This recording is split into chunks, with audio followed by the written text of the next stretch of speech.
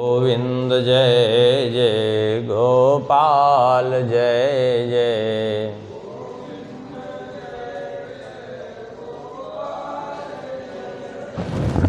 राधा रमण हरि गोविंद जय जय।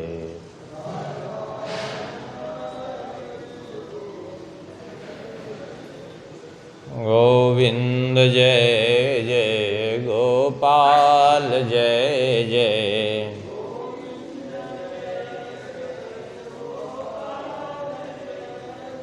श्री राधा रमण हरि गोविंद जय जय।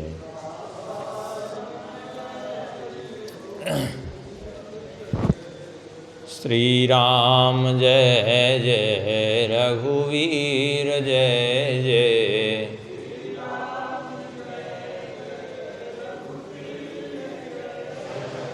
सीतारमण श्री रघुनाथ जय जय।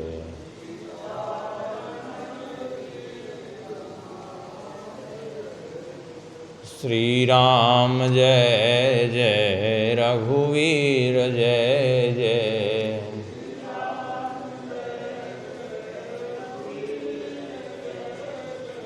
सीतारमण श्री रघुनाथ जय जय।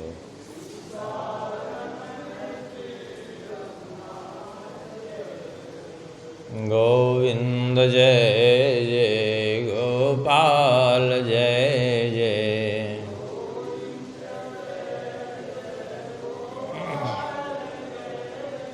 श्री राधा रमण हरि गोविंद जय जय।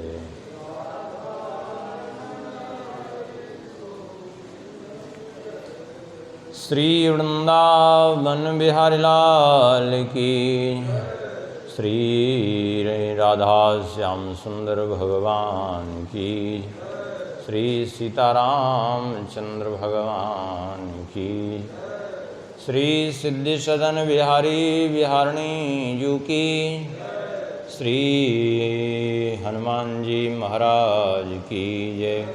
श्री सद्गुरुदेव भगवान की। श्री बालकृष्ण भगवान की।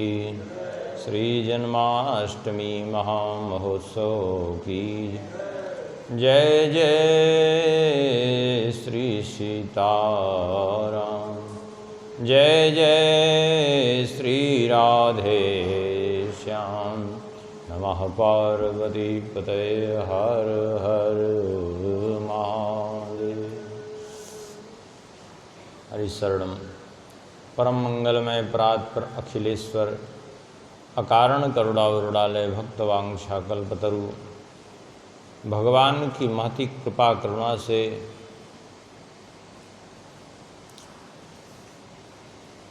आज हम लोग जन्माष्टमी का अवसर है, इसलिए श्री कृष्ण के चरित्र को ही उनके जन्म प्रकरण को ही हम लोग श्रवण करेंगे श्रीमद् भागवत के अंतर्गत।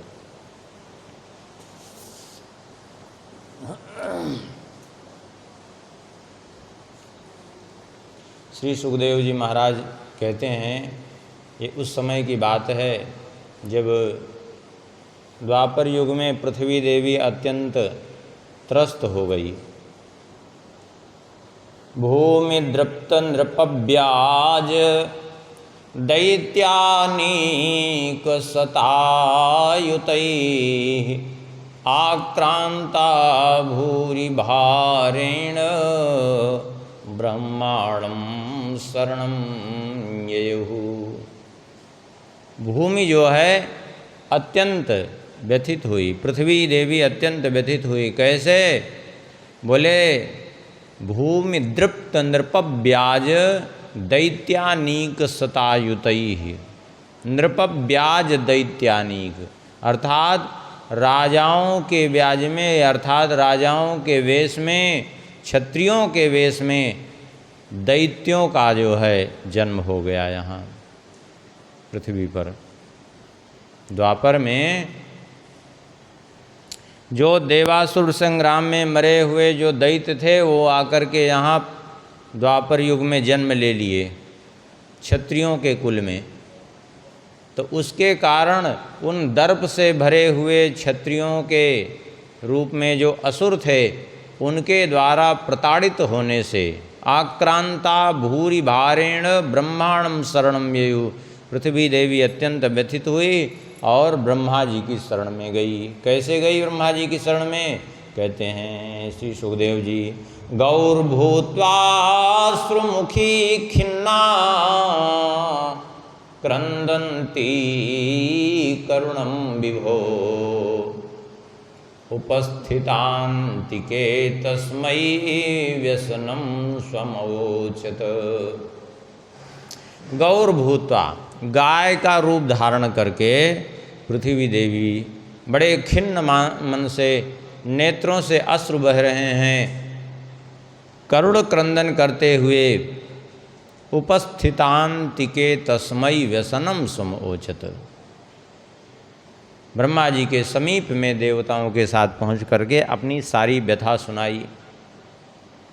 ब्रह्मा जी ने देवताओं के साथ पृथ्वी देवी की सारी व्यथा सुनी और सारी व्यथा सुन करके ब्रह्मा जी उन देवताओं को और पृथ्वी देवी को लेकर के कहाँ गए?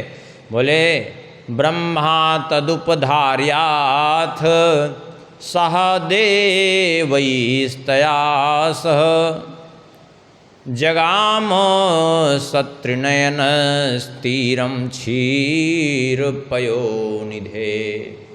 क्षीर सागर के तट पर पहुँचे ब्रह्मा जी, सभी देवताओं को साथ में लेकर के, तया अर्थात पृथ्वी देवी को साथ में लेकर के, और सत्रिनयन स्थिरम अर्थात त्रिनेत्रधारी भगवान भोलेनाथ, सभी लोग गए। सबने जाकर के देवताओं ने ब्रह्मा जी के साथ, भगवान शंकर जी के साथ मिलकर के भगवान की स्तुति की। वहाँ पुरुषम पुरुष सूक्तेन उपतस्थे समाहितः, जब पुरुष सूक्त के द्वारा भगवान की स्तुति की गई तब भगवान की वाणी सुनाई पड़ी ब्रह्मा जी को। सबको नहीं सुनाई पड़ी, ब्रह्मा जी के हृदय में वो वाणी सुनाई पड़ी। और ब्रह्मा जी ने जब वो वाणी सुनी सारी, तो ब्रह्मा जी ने देवताओं से कहा, वसुदेव गृहे साक्षात् भगवान पुरुष परः जनिष्यते तत्प्रियार्थम संभवन्तु सुर स्त्रिया। भगवान ने कहा वसुदेव गृहे साक्षात भगवान पुरुषः परः, वसुदेव जी के घर में परम पुरुष भगवान का अवतार होने वाला है, वे प्रकट होंगे। जनिष्यते, अब कहेंगे वसुदेव जी के घर में तो अवतार नहीं हुआ, हुआ तो जेल में, कारागार में। देखिए, घर को घर नहीं कहते हैं, ना गृहम गृह मित्याहु गृहिणी गृह मुच्यते, शास्त्रीय विधान है ये। घर को घर नहीं कहते बल्कि गृहिणी को ही घर कहा जाता है। घर को घर नहीं कहते, पत्नी ही घर कहलाती है। नहीं बात समझ में आई? देखिए, ऐसे समझिए, कोई व्यक्ति है, उसका विवाह नहीं हुआ है, मान लिया विरक्त है, अब वो चाहे करोड़ों के भवन में रहे, अब वह भी देखा जाए तो एक तरह से गृह ही है, घर ही है, लेकिन वो करोड़ों के भवन में रहते हुए भी वो गृहस्थ नहीं कहलाएगा। वो कहलाएगा? नहीं कहलाएगा। लेकिन किसी का विवाह हुआ है, उसकी पत्नी है, अब वो चाहे उसके पास रहने के लिए एक झोपड़ी भी ना हो, पेड़ के नीचे पड़ा हो, तो भी गृहस्थ कहलाएगा कि नहीं? उसके पास गृह नहीं है तो भी गृहस्थ क्यों कहलाएगा? क्योंकि ना गृहम गृह मित्याहु, ये शास्त्र सिद्धांत है, ये ऋषि मुनियों ने कहा है, हम अपने से कुछ नहीं कह रहे हैं। ना गृहम गृह मित्याहु गृहिणी गृह मुच्यते, घर को घर नहीं कहते, गृहिणी ही घर कहलाती है, और मनुष्य गृहिणी से ही गृहस्थ बनता है। तो यहाँ तो यहाँ वसुदेव गृहे साक्षात भगवान पुरुषः परः, अर्थात वसुदेव जी के घर में, अर्थात वसुदेव जी की पत्नी के द्वारा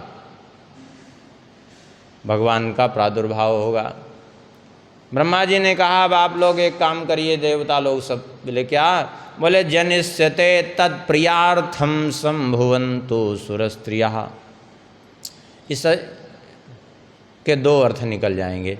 जनिष्यते तत्प्रियार्थम संभवन्तु सुरस्त्रिया, इसका एक अर्थ तो ये निकल जाएगा कि अब आप लोग अपनी पत्नियों से, देवियों से कह दो जनिष्यते तत्प्रियार्थम, उनका प्रिय कार्य करने के लिए, भगवान की सेवा के लिए, उनको प्रसन्न करने के लिए संभवन्तु सुरस्त्रिया, देवताओं की स्त्रियां अर्थात देवियां भी जा करके पृथ्वी लोक पर ब्रजमंडल में जन्म ले लें।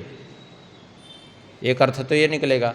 दूसरे जनिष्यते तत्प्रियार्थम का एक अर्थ ये भी निकलेगा, जनिष्यते तत्प्रिया अर्थम, अर्थात जनिष्यते तत्प्रिया श्री राधा रानी, तदर्थम उनकी सेवा के लिए जाकर के गोपियों के रूप में जन्म ले।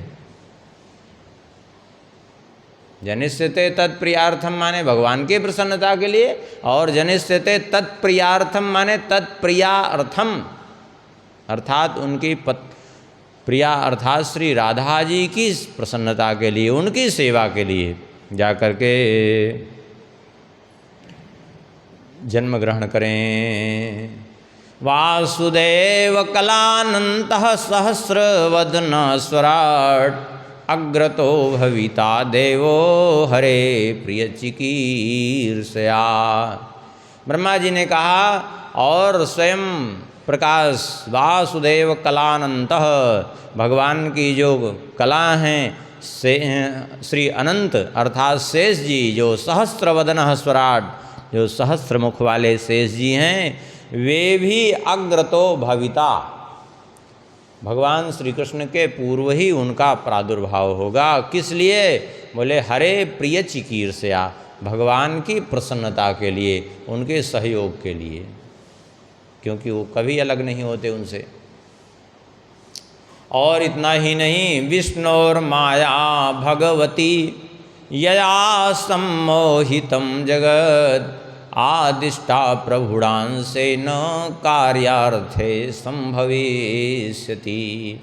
उनकी जो माया है, भगवान की माया, विष्णोर माया भगवती, भगवान की जो माया है भगवती, जिससे यया सम्मोहितम जगत, जिससे सारा जगत सम्मोहित हो रहा है, वह भी प्रकट होंगी भगवान की आज्ञानुसार उनके कार्य का संपादन करने के लिए। कार्यार्थे संभविष्यति, जो यशोदा जी की पुत्री के रूप में प्रकट हुई, भगवान की जगत मोहिनी माया ही तो हैं भगवती दुर्गा जी, जो प्रकट हुई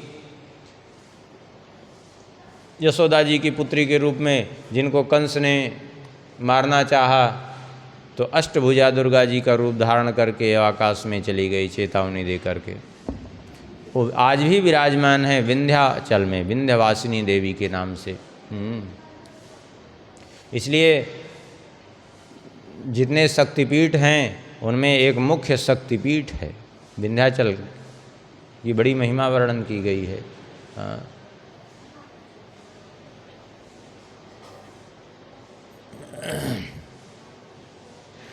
तो इस प्रकार से ब्रह्मा जी ने सबको कहा कि आप लोग जो है भगवान का सहयोग करने के लिए अपने अपने अंश से आप लोग भी क्षत्रिय कुल में पुत्रों को जन्म दो। और फिर हुआ भी धीरे धीरे करके, बहुत से देवता आए, जैसे महाभारत में खूब वर्णन है कि कौन किसके अंश से, और हरिवंश पुराण में भी वर्णन है। जैसे देवराज इंद्र अर्जुन के रूप में, नरावतार भी हैं अर्जुन, और देवराज इंद्र भी अपने अंश से अर्जुन के रूप में, अपने आधे अंश से जो है देवराज इंद्र अर्जुन के रूप में आए। धर्मराज स्वयं धर्मदेव युधिष्ठिर जी के रूप में, पवन देव अपने अंश से नकुल उनके भीमसेन के रूप में, और अश्विनी कुमार नकुल सहदेव के रूप में। अष्टवसुओं में वैसे तो देव नाम के वसु हैं भीष्म जी, लेकिन उनमें 8 वसुओं का सबका अंश विद्यमान है। द्रोणाचार्य कौन है? बृहस्पति जी। अभिमन्यु कौन है? चंद्रमा के पुत्र वर्चा। ये सभी देवता ही तो थे, क्योंकि एक तरफ दैत्य शक्तियों ने जन्म लिया था, तो दैत्य शक्तियों से कोई मनुष्य, सामान्य मनुष्य युद्ध नहीं कर सकता। उनसे युद्ध करने के लिए दैवी शक्तियों को भी धराधाम पे आना ही पड़ेगा, तभी युद्ध संभव होगा। और ये देवासुर संग्राम हमेशा से चला आया है, अब आज भी चल रहा है। आज भी दैवी शक्तियाँ भी हैं और आसुरी शक्तियाँ हैं। अब आसुरी शक्तियाँ जब ज़्यादा प्रबल होती हैं तब फिर दैवी शक्तियाँ कुछ ऐसी आ जाती हैं कि वो जो है फिर उन आसुरी शक्तियों का विनाश करती हैं, फिर वो आवश्यक हो जाता है उनके लिए। इधर जो है सारी जब तैयारी हो गई, देवताओं ने यदुवंश में और जगह जगह जन्म लिया विभिन्न रूपों में, तो आगे कहते हैं कि इधर सूरसेन जी महाराज राज्य करते थे। वृष्णिवंशियों में, यदुवंशियों में थे सूरसेन जी, जिनके पुत्र हैं वसुदेव जी। सूरसेन जी के पुत्र वसुदेव जी। वसुदेव जी का विवाह जो है उग्रसेन जी के भाई देवभाग की पुत्री के साथ निश्चित हुआ और विवाह हुआ। उस समय जो है कंस ने विचार किया कि क्यों ना इसी समय अपनी छवि हमें सुधार लेनी चाहिए। लोग हमको बहुत बुरा समझते हैं, राजा बने बैठे हैं, अपने पिता को ही कारागार में डाल दिया था, छवि कहाँ से अच्छी हो।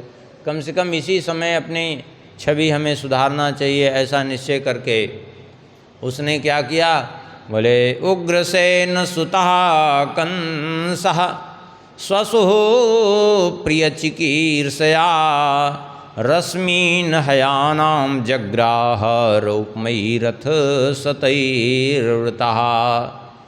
उग्रसेन पुत्र कंस अपने हाथों में घोड़ों की रास पकड़ करके रथ हाँकने लगा।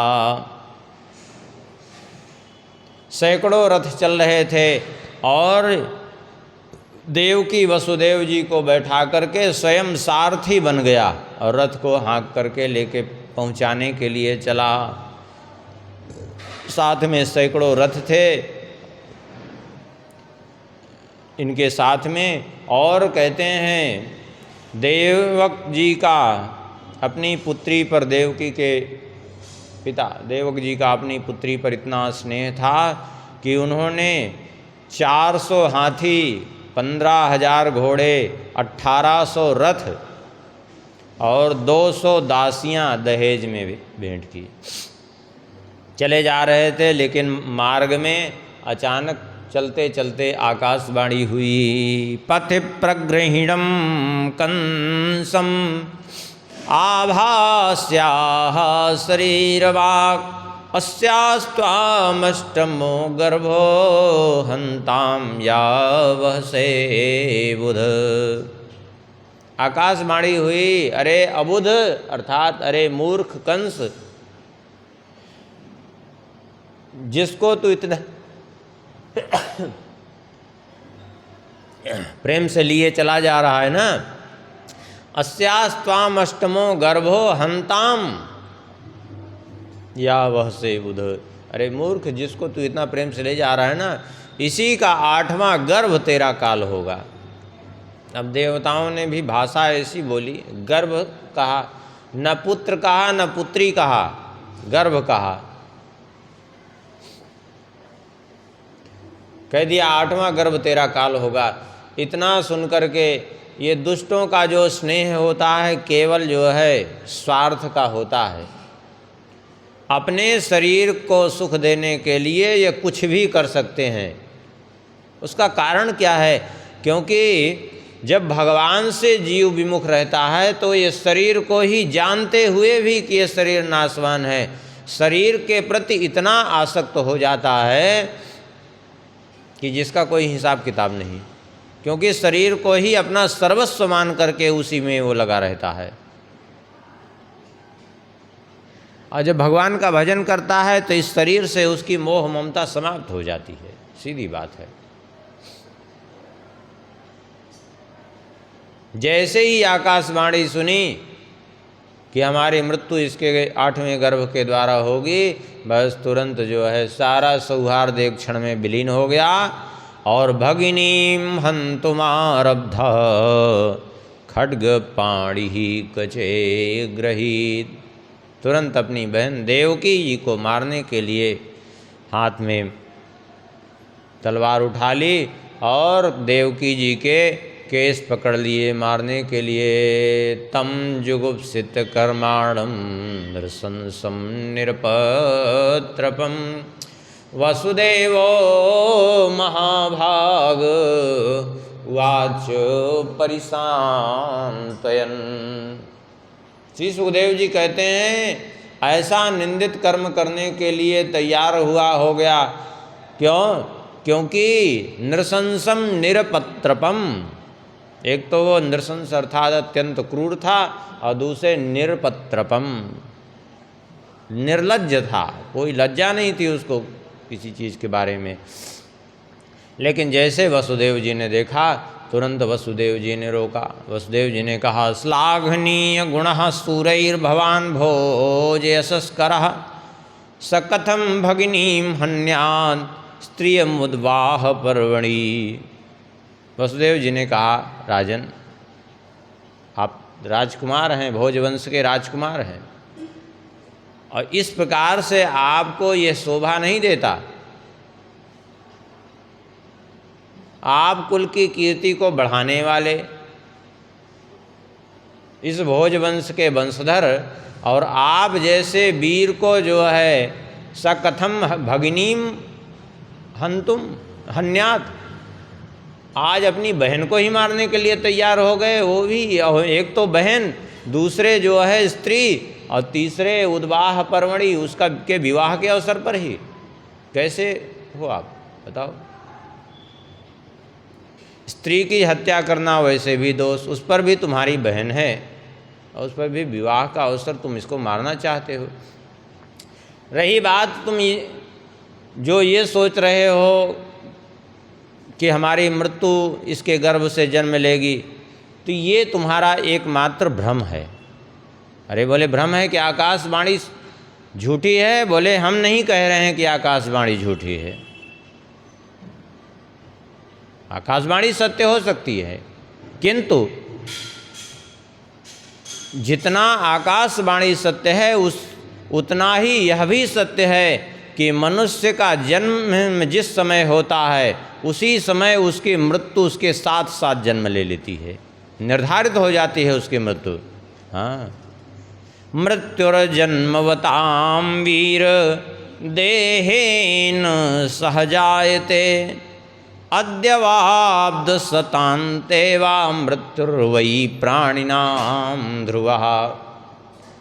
मृत्यु निश्चित सत्य है, चाहे आज हो मृत्यु और चाहे 100 वर्ष बाद हो, लेकिन मृत्यु होगी, इसमें कोई संदेह नहीं है। किसी बालक का जन्म हो, लोग तमाम चिंता करते हैं कि ये पढ़ेगा कि नहीं पढ़ेगा, ये नौकरी करेगा कि नहीं करेगा, विवाह करेगा कि नहीं करेगा, ये सब चिंता करते हैं।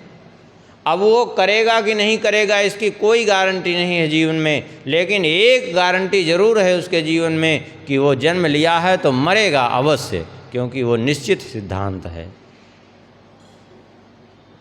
वो एक निश्चित है, उसको कोई नहीं टाल सकता। और कुछ जीवन में वो कर पावे अथवा नहीं कर पावे, लेकिन मरेगा तो। क्योंकि जिस समय मनुष्य जन्म लेता है, मनुष्य ही क्या कोई भी प्राणी जिस समय जन्म लेता है उसी समय से उसकी मृत्यु निर्धारित हो जाती है, स्वाभाविक है कि वो मरेगा।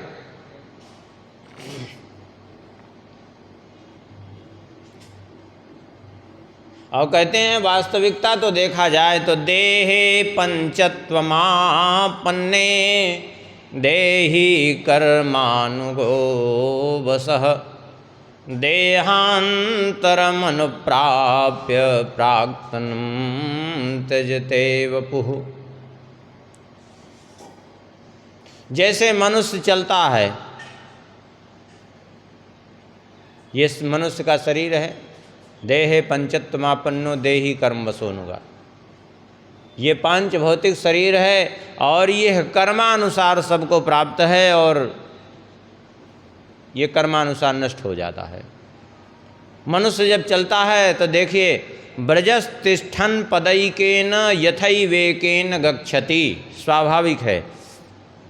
जब मनुष्य चलता है तो पहले आगे का पांव रख लेता है, तब पीछे का पांव वो उठाता है, स्वाभाविक है।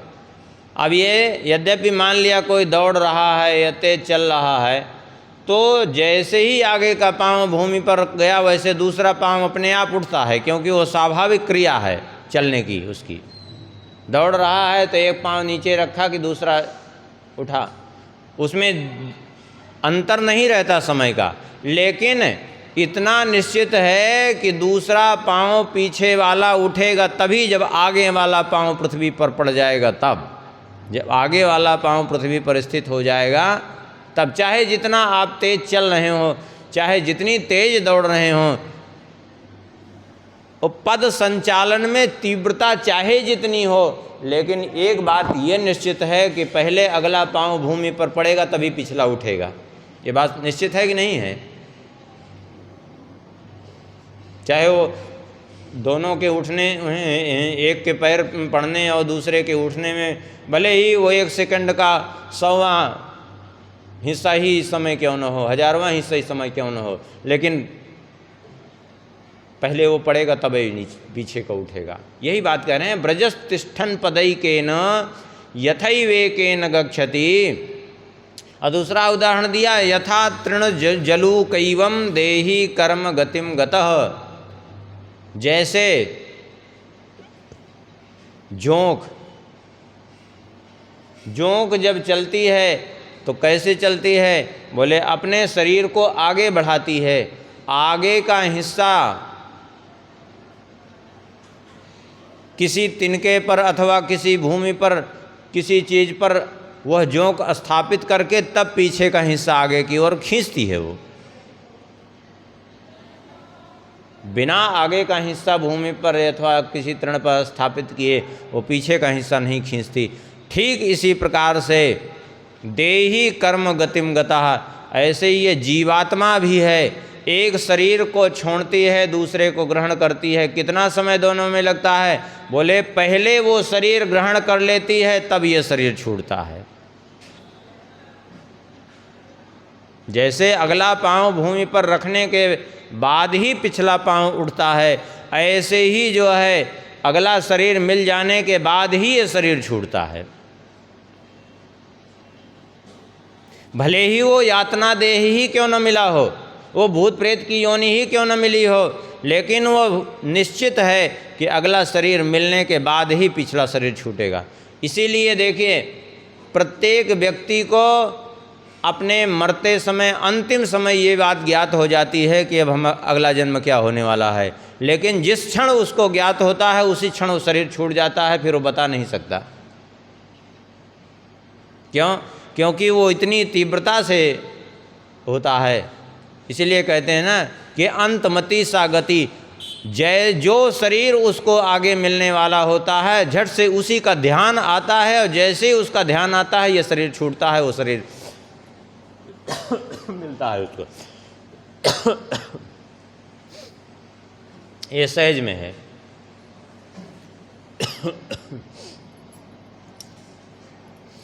वसुदेव जी ने कहा, देखो स्वप्ने यथा पश्यति देहमीदृशं मनोरथेनाभिनिविष्टचेतनः दृष्टश्रुताभ्यां मनसानुचिन्तयन् प्रपद्यते तत्किमपि ह्यपस्मृतिः। कहते हैं जैसे स्वप्ने यथा पश्यति देहमीदृशं, जैसे कोई सो रहा हो तो सो रहा हो तो उस सोते समय जो है इस देह को विभिन्न अवस्थाओं में देखता है। वो कभी एकदम दरिद्र व्यक्ति है और उसने देखा कि हम तो राजा बन गए हैं, कभी राजा है लेकिन उसने स्वप्न में देखा कि हम तो दरिद्र बन गए हैं।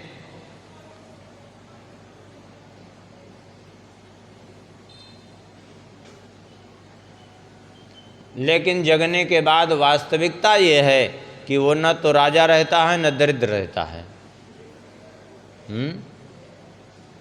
जिस प्रकार से ये शरीर की दृष्टि से वो स्वप्न था, स्वप्न की क्रिया शरीर पर घटित ही नहीं हुई, केवल वो स्वप्न स्वप्न ही था, ठीक इसी प्रकार से ये शरीर के जन्म मृत्यु आदि की क्रिया आत्मा पर घटित होती ही नहीं है। फिर जन्म और मृत्यु किसकी?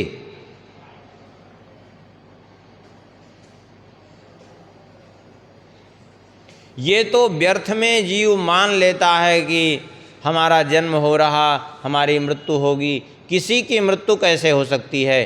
अरे शरीर है, शरीर वैसे भी मरा मराया है, वो जड़ है, वो चेतन है ही नहीं है।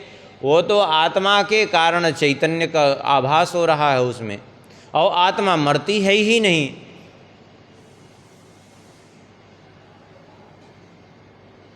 तो ये मरने जीने का जो नाटक है क्या है? बोले ये केवल एकमात्र स्वप्न के समान भ्रम है, बाकी कुछ भी नहीं है।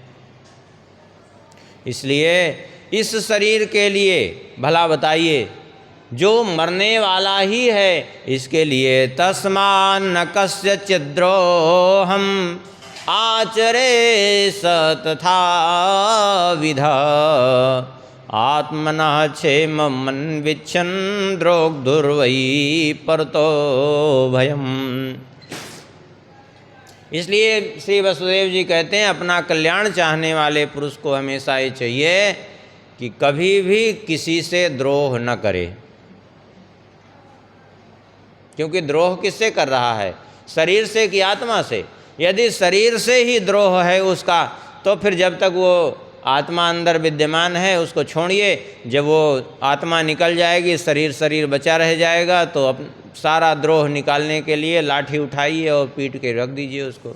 लेकिन ऐसा कोई करता नहीं है। कोई करता है क्यों? क्योंकि उसके बाद उस पर कोई फर्क भी नहीं पड़ता। चाहे उसको जला दीजिए, चाहे टुकड़े टुकड़े कर दीजिए, क्या फर्क पड़ता है उसको? तो जब बाद में कोई जो है उससे बदला नहीं लेता और जीवित रहते उससे बदला लेने की चेष्टा करता है, उसका अनिष्ट करने की चेष्टा करता है, तो शरीर तो बाद में भी था। इसका अर्थ क्या है? शरीर से द्रोह है नहीं उसका, तब फिर द्रोह किससे कर रहा है? आत्मा से। और आत्मा के रूप में तो साक्षात परमात्मा है, तो परमात्मा से ही द्रोह कर रहा है, दूसरे किसी से नहीं। अब परमात्मा से द्रोह, जब अपनी भी आत्मा वही है, दूसरे की भी आत्मा वही है, तब फिर द्रोह किससे कर रहा है? स्वयं अपने से कर रहा है, भगवान से कर रहा है द्रोह। किसी दूसरे से कैसे द्रोह कर सकता है कोई? और ये तो ऐसा तवानुजा बाला कृपणा पुत्री कोपमा हंतुम नारहसि कल्याणी मिमाम त्वं दीन वत्सला। कहा ये ऐसा तवानुजा बाला, ये आपकी अनुजा है, अर्थात छोटी बहन है, और अभी इसकी अवस्था ही क्या है? अभी तो ये आपकी पुत्री के समान है। इस पर तो आपको दया करनी चाहिए। हंतुम नारहसि कल्याणी मिमाम त्वं दीन वत्सला, इसका वध करना आपके लिए सर्वथा अनुचित है। इस तरह वसुदेव जी ने समझाया, लेकिन उसको बात समझ में नहीं आई। देवकी जी को मारने का उसने निश्चय नहीं छोड़ा। जब नहीं निश्चय छोड़ा, तब वसुदेव जी ने विचार किया कि किसी तरह से इस समय देवकी के प्राण बचाने चाहिए। तो यदि प्रदाय मृतवे पुत्रान मोचय कृपणामिमाम सुता में यदि जाएरन मृत्युर्वाम न अमृत चेत, इन्होंने विचार किया कि यदि जो है इसको अपने पुत्रों से भय है, यदि पुत्रों को देने का वचन दे दूं इसको तो ये जो है छोड़ देगा। ऐसा विचार करके श्री वसुदेव जी ने कहा कोई बात नहीं, देवकी से तो आपको भय है नहीं, भय इसके पुत्रों से है। बोले हाँ। बोले जब पुत्रों से भय है तो मैं इसके पुत्र आपको समर्पित कर दूंगा। वसुदेव जी ने कहा न यस्यास्ते भयम सौम्य यद्वागाः शरीरिणी पुत्रान् समर्पयिष्ये स्यायतस्ते भयमोत्थितम्। न यस्यास्ते भयम सौम्य, इससे आपको कोई भय नहीं है। जैसा कि यद वागाः शरीरिणी, जैसे कि आकाशवाणी ने कहा है उसके अनुसार इससे आपको भय नहीं।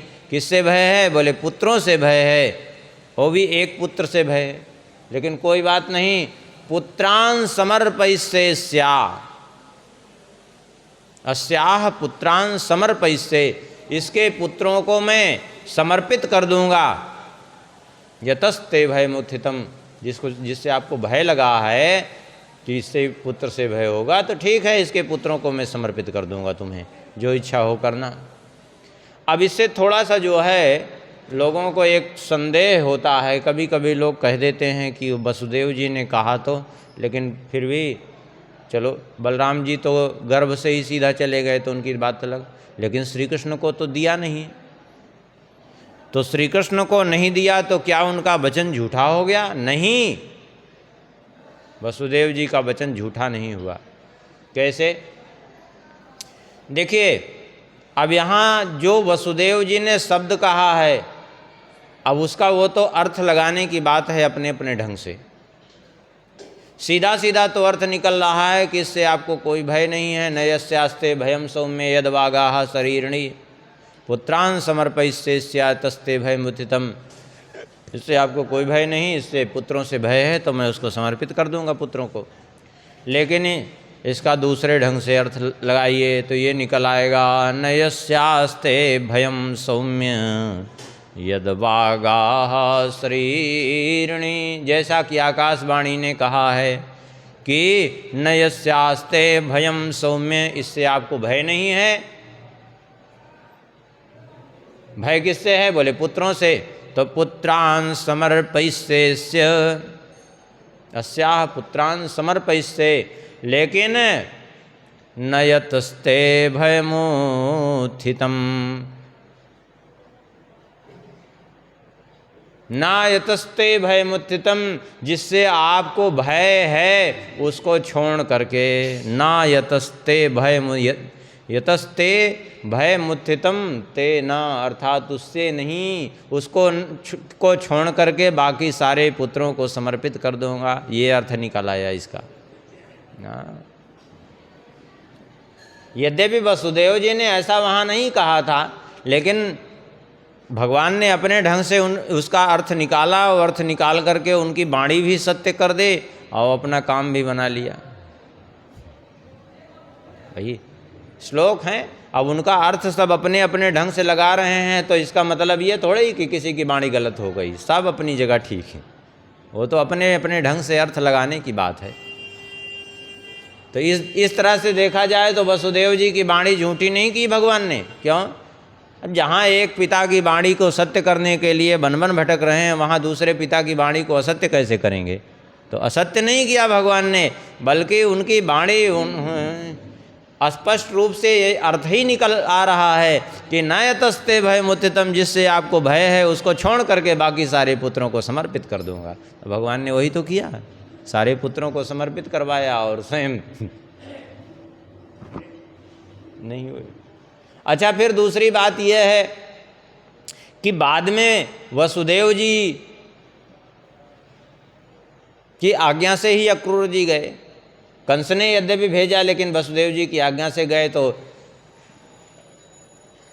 भगवान श्री कृष्ण आए तो अब ये भी तो नहीं कहा था कि हम किस उम्र में समर्पित करेंगे तुम्हें।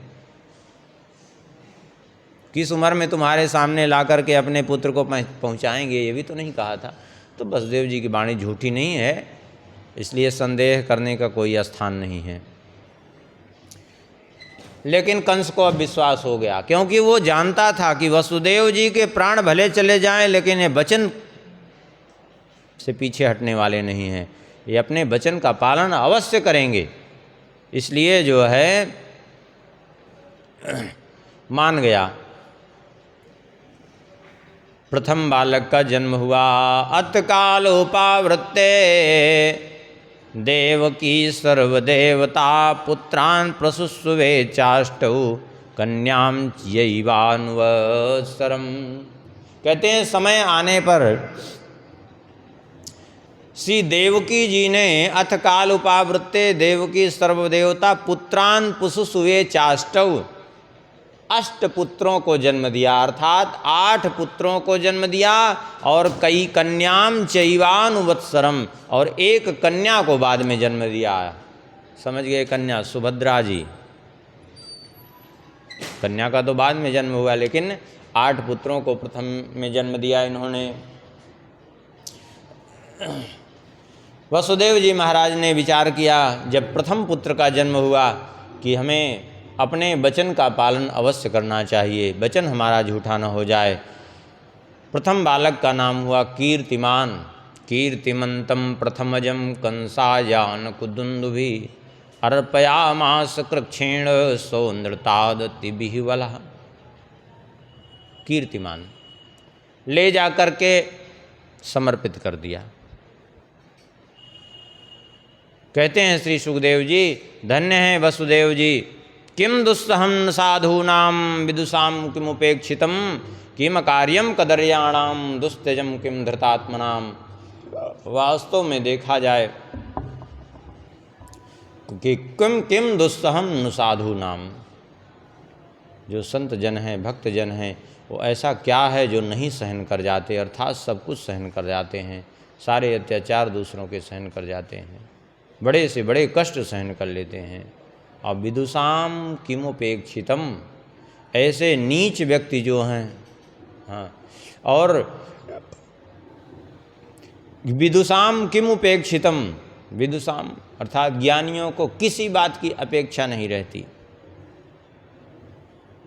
किसी चीज़ की उनको जीवन में अपेक्षा नहीं रहती। ऐसे किम अकार्यम कदर्याणाम, ऐसे दुष्ट व्यक्ति, किम अकार्यम, कौन सा ऐसा दुष्कर्म है जो न कर सकें, वो सब कुछ कर सकते हैं।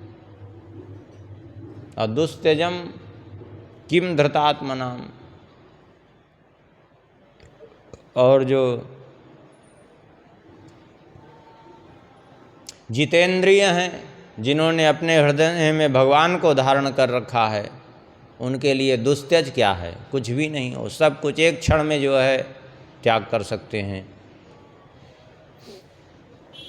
ले जाकर के जब दिया, कंस बड़ा प्रसन्न हुआ, और कंसस्तुष्ट मना राजन प्रहसन्निदम अब्रवीत, प्रसन्न होकर के उसने कहा, प्रत्यातु कुमारोऽयं नयस्मादस्ति मे भयम् अष्टमाद्योर्गर्भान् मृत्युर्मे विहित किल। कहा, हे राजकुमार वसुदेव जी, आप इस बालक को ले जाइए। क्यों? इससे मुझे कोई भय नहीं है। मुझे भय तो है अष्टमाद युवयोर गर्भान मृत्युर्मे विहिता किल, 8वें गर्भ से मुझे भय है, इससे मुझे कोई भय नहीं है, इसलिए लेते जाइए। ठीक है, जैसी आपकी इच्छा, कह करके वसुदेव जी वहाँ से लेके चले तो आए, लेकिन फिर भी उनको विश्वास नहीं था, क्योंकि कंस दुष्ट है, न जाने कब उसकी मति बदल जाए, कोई भरोसा नहीं। वो तो चले आए, लेकिन इधर कुछ समय बाद नारद जी पहुँच गए, और नारद जी ने जाकर के उसको एक अष्टदल कमल पकड़ा दिया। बोले ये लो। बोले क्या है? बोले अष्टदल कमल है, इसको गिन करके तुम्हें ये बताना है कि इसमें पहली पंखुड़ी कौन है और 8वीं पंखुड़ी कौन है। नारद जी तो दे करके वो अष्टदल कमल चले गए, और गिनते गिनते तो उसका दिमाग खराब हो गया। कि इस कमल में पहली कौन है, आठवीं कौन है। और दिमाग खराब हुआ तो वो जो है उसने निश्चय किया कि इसका मतलब ये देवता पता नहीं किस ढंग से हमसे वो करेंगे, ये न जाने कौन सा आठवां बनाएंगे, कौन सा पहला बनाएंगे। उसका दिमाग खराब हुआ, उसने निश्चय कर लिया सबको मारो, ये तो हमारे साथ छल हो जाएगा। आप कहेंगे नारद जी जानते हुए भी ऐसा क्यों किए। नारद जी कभी कोई कार्य गलत नहीं करते, इस बात को समझ लें। नारद जी ने इसलिए किया कि जो 6 पुत्र कंस ने मारे, इनका उद्धार कराने के लिए। इनकी कथा वर्णित है अन्य ग्रंथों में, देवी भागवत में भी वर्णित है, महाभारत में भी इसका संकेत है, अन्य ग्रंथों में भी वर्णित है। ये कौन थे? ये 6 जो है मरीचि ऋषि के पुत्र थे। ये सब भी ऋषि ही थे, ब्रह्मलोक में ये विराजते थे। हुआ ये था कि जब ब्रह्मा जी के द्वारा संध्या का प्रादुर्भाव हुआ, संध्या नाम की सरस्वती, जब उनका प्रादुर्भाव हुआ और उसके बाद कामदेव का प्रादुर्भाव हुआ, तो कामदेव को ब्रह्मा जी ने वरदान दिया कि जाओ मैं तुम्हें वरदान देता हूँ कि मेरे सहित जितनी सृष्टि है, ब्रह्मा विष्णु महेश सहित संपूर्ण सृष्टि तुम्हारे अधीन होगी। यद्यपि भगवान विष्णु और ब्रह्मा शंकर जी के ऊपर तो इसका प्रभाव नहीं पड़ा इस वरदान का, क्योंकि वो काम उनको अपने अधीन नहीं कर पाया, लेकिन उनकी मर्यादा रखने के लिए थोड़ा बहुत कभी लीला कर देते हैं जगत में आकर के, बाकी उनके ऊपर प्रभाव नहीं पड़ा। ब्रह्मा जी ने कहा मेरे सहित संपूर्ण सृष्टि जो है तुम्हारे अधीन होगी। तब काम और उसको धनुष बाण प्रदान किया, बोले ये लो 5 बाण और धनुष, संपूर्ण त्रिलोकी को बस में कर सकते हो। अब संयोग वसात जो है वहीं ब्रह्मा जी के पुत्र थे 9 ऋषि, और वहीं जो है मरीचि, अत्रि, इंगिरा, पुलस्त, पुलह, क्रतु, भृगु, वशिष्ठ, दक्ष, ये सब ऋषि थे। और वहीं पर जो है मरीचि जी के 6 पुत्र भी थे। और अभी थोड़ी समय पहले प्रकट हुई थी एक पुत्री जिसका नाम था संध्या। जो लोग कहते हैं संध्या के ऊपर देख करके मोहित हो गए, अरे सरस्वती को देख करके मोहित हो गए, अपनी पत्नी बना ली, ये सब अधूरा ज्ञान लोगों को सदा हमेशा नष्ट करता है। देखिए वो संध्या नाम की सरस्वती को देख करके मोहित हुए थे ब्रह्मा जी, बाद में संध्या ने जो है अपने देह का परित्याग किया है।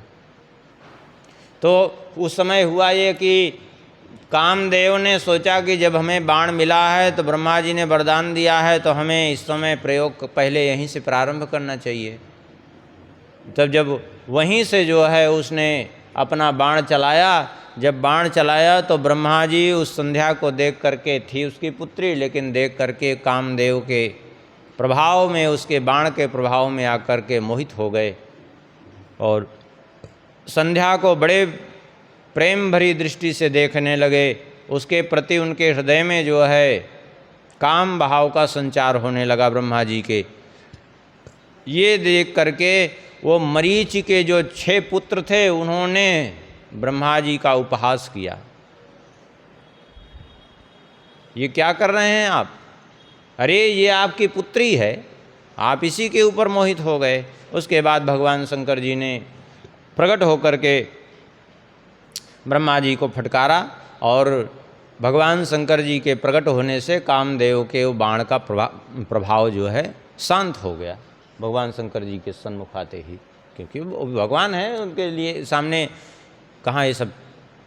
अब तो जो है ब्रह्मा जी को बड़ा पश्चाताप हुआ और फिर ब्रह्मा जी ने, शंकर जी तो अंतर्ध्यान हो गए और मरीचि के 6 पुत्रों को पहले अब काम, देखिए काम आता है तो काम की जब तृप्ति नहीं होती, वो अपूर्ण रहता है तो हमेशा क्रोध आता है। तो ब्रह्मा जी को क्रोध आया और क्रोध में आकर के उन जो 6 पुत्र थे मरीचि के, उन्होंने उपहास जो किया था उनको श्राप दिया, अरे मूर्ख, जाओ तुम लोग 3 जन्म जा कर के संसार में 3 जन्म लो। बड़े दुखी हुए, क्षमा मांगने लगे। ब्रह्मा जी ने कहा मेरा श्राप मिथ्या नहीं हो सकता, अब तुमको जन्म तो लेना ही पड़ेगा। बड़े दुखी थे।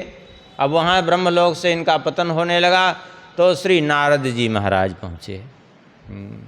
नारद जी के चरणों में सब पड़े, अब आप ही हमारी रक्षा करिए, बचाइए हमें।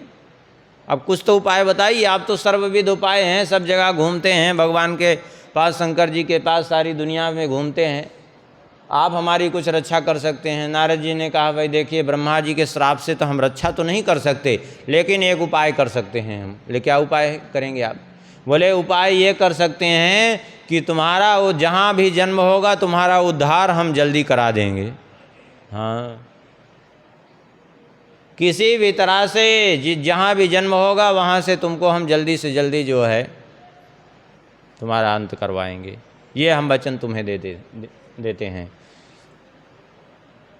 तो वो 6 जो है पहले हिरण्यकशिप के पुत्र के रूप में जन्म लिए। जब हिरण्यकशिप के पुत्र के रूप में जन्म लिए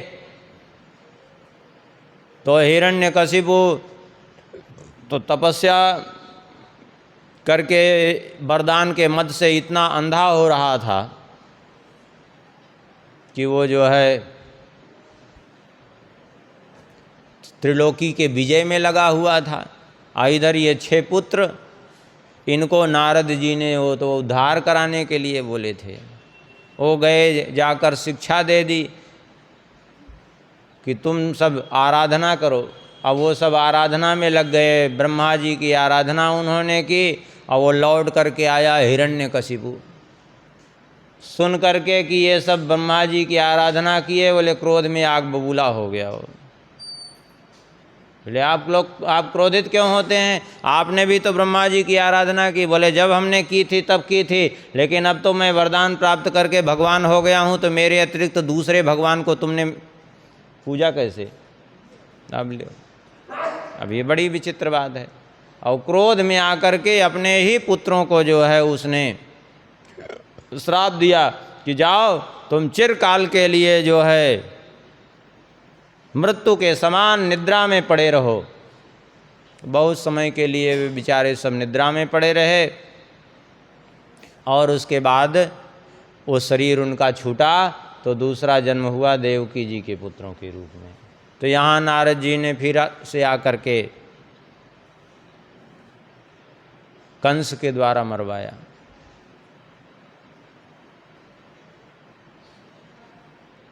और कंस के द्वारा मरना उस स्वाभाविक रूप से पूर्व से निर्धारित था। क्यों? क्योंकि कंस जो है वो कालनेमी का ही दूसरा जन्म था। कंस कालनेमी ही दूसरे जन्म में कंस बन करके पैदा हुआ था, और कालनेमी ने पूर्व जन्म में ही जो है इन सब का वध करने की प्रतिज्ञा की थी। जब ये हिरण्यकशिप के पुत्र थे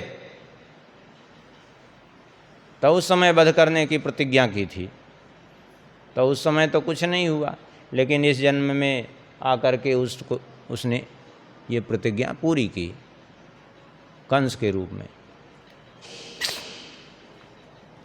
और फिर यहाँ से उनने मरने के बाद उनका जन्म हुआ है राजा बलि के पुत्र के रूप में।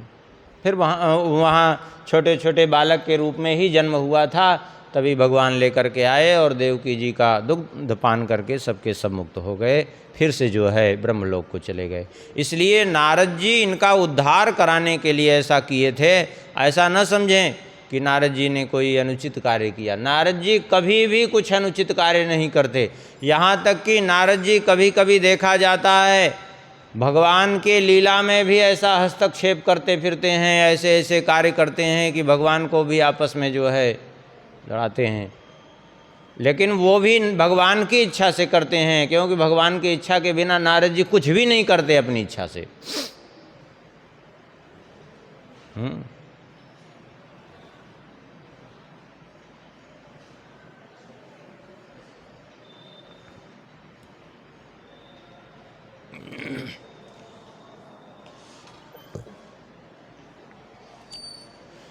तो यहाँ जो है इसलिए नारद जी ने ऐसा प्रेरित किया और धीरे धीरे हुआ ये कि एक एक करके 6 पुत्रों को मारा इसने। 7वें पुत्र के रूप में गर्भ में श्री बलराम जी आए। जब बलराम जी आए तो सप्तमो वैष्णवम धामो यमनंतम प्रचक्षते। अब यहाँ देखिए ये भी एक रहस्य है, बलराम जी पहले क्यों आ गए? श्री रामावतार में लक्ष्मण जी के रूप में आए थे शेष जी, छोटे बन करके, यहाँ बड़े क्यों बन करके क्यों आ गए? देखिए स्वाभाविक है, ये सिद्धांत एक पक्का है कि मन में कोई जब प्रबल वासना होती है, प्रबल इच्छा होती है, तो उस इच्छा को उस जन्म में यदि नहीं पूरी हो रही तो दूसरे जन्म, तीसरे जन्म, चाहे 10 जन्म बीते, उसको पूरी करना पड़ता है, ये पक्की बात है। और यहाँ श्री शेष जी को कह दीजिए या लक्ष्मण जी को कह दीजिए, बड़ा भाई बन करके आना इसलिए पड़ा क्योंकि जो है जब श्री राम जी का वनवास हुआ था तो लक्ष्मण जी बड़े कुपित हुए थे वनवास के समय, और मैं जाने नहीं दूंगा श्री राम जी को। लेकिन श्री राम जी ने वहाँ आज्ञा दे करके लक्ष्मण जी को शांत कर दिया। तब लक्ष्मण जी के मन में उस समय ये आया था कि मैं छोटा भाई हूँ, इसलिए जो है मुझे आज्ञा में विवश होकर के आज वो करना पड़ रहा है। लेकिन आज मैं कदाचित बड़ा भाई होता तो आज मैं आज्ञा दे करके रोक लेता, ये वनवास इनको नहीं जाने देता। वो जो बड़े भाई बनने की जो प्रबल इच्छा उस समय जागृत हुई थी, भले ही क्रोध में जागृत हुई थी, इसलिए बड़े भाई बन करके आने का दोबारा इनका विधान बना, क्योंकि पहली बार इनके मन में यही आया था। और जब जब वन में जो है श्री राम जी को काटे भी गड़ते, कुछ भी होता, तो एक ही बात इनके मन में आई थी कि क्या करूं, मैं छोटा हूं, यदि छोटा ना होता बड़ा होता तो आज ये दशा न होने पाती श्री राम जी की। आज मैं इस तरह वन में इनको भटकने न देता, इसलिए दूसरे जन्म में अग्रज बन करके आए, बड़े भाई बन करके आए। सप्तमो वैष्णवम धामो यमनंतम प्रचक्षते गर्भो बभूव देवक्या हर्ष शोक विवर्धने। 7वें गर्भ के रूप में श्री बलराम जी का आगमन हुआ। गर्भ में थे, इनके गर्भ में आने से देवकी जी को हर्ष भी हुआ और शोक भी हुआ, दोनों ही बात हुई। हर्ष इसलिए हुआ कि भगवान गर्भ में आए हैं, स्वाभाविक शेष जी भगवान ही हैं, तो इनके आने से स्वाभाविक जो है हर्ष का अनुभव हो रहा है, मन में प्रफुल्लता आ रही है। लेकिन जब कंस का स्मरण होता है कि 6 पुत्र हमारे मारे, इसको भी मार देगा, तो दुखी हो जाती हैं, शोक व्याप्त हो जाता है। इधर भगवान ने देवकी जी के गर्भ में शेष जी जब विराजमान थे तो अपनी योग माया को बुलाया। यदूनाम निजनाथानाम योग मायाम समादिशत। योग माया को आदेश दिया, गच्छ देवी व्रजम भद्रे गोप गोभिरलंकृतम रोहिणी वसुदेवस्य भार्यास्ते नंद गोकुले अन्यास्य कंस संविघ्ना विवरेषु वसंती। भगवान ने कहा, हे देवी योग माया, गच्छ देवी व्रजम भद्रे, हे कल्याणमयी, तुम ब्रजमंडल को चली जाओ जो गोप गोपियों से सुशोभित है। तुम जाकर के एक काम करो, रोहिणीम वसुदेवस्य भार्यास्ते नंद गोकुले। वसुदेव जी की एक पत्नी रोहिणी गोकुल में नंद जी के यहाँ विराजमान है, और भी बहुत से यदुवंशी जगह जगह इधर उधर उसके अत्याचार से पीड़ित होकर के निवास कर रहे हैं। तो तुम्हें करना इतना है कि देवक्या जठरे गर्भम से साख्यम धाम मामकम तत्सन्निकृष्य रोहिण्या उदरे सन्निवेशय। तुम जाकर के देवकी के गर्भ में, मेरे अंश शेष जी विराजमान हैं, तुम उनको देवकी के गर्भ से निकाल करके रोहिण्याम उदरे सन्निवेश है, रोहिणी जी के गर्भ में तुम स्थापित कर दो। क्यों? यदि जो है ऐसा नहीं हुआ तो फिर अनर्थ हो जाएगा। क्यों? इसलिए कि कंस आएगा, शेष जी का तो कुछ नहीं बिगाड़ पाएगा, लेकिन वो पता चला हमारा अवतार नहीं होगा, उसके पहले ही वो कंस ही को ही नष्ट कर देंगे वो।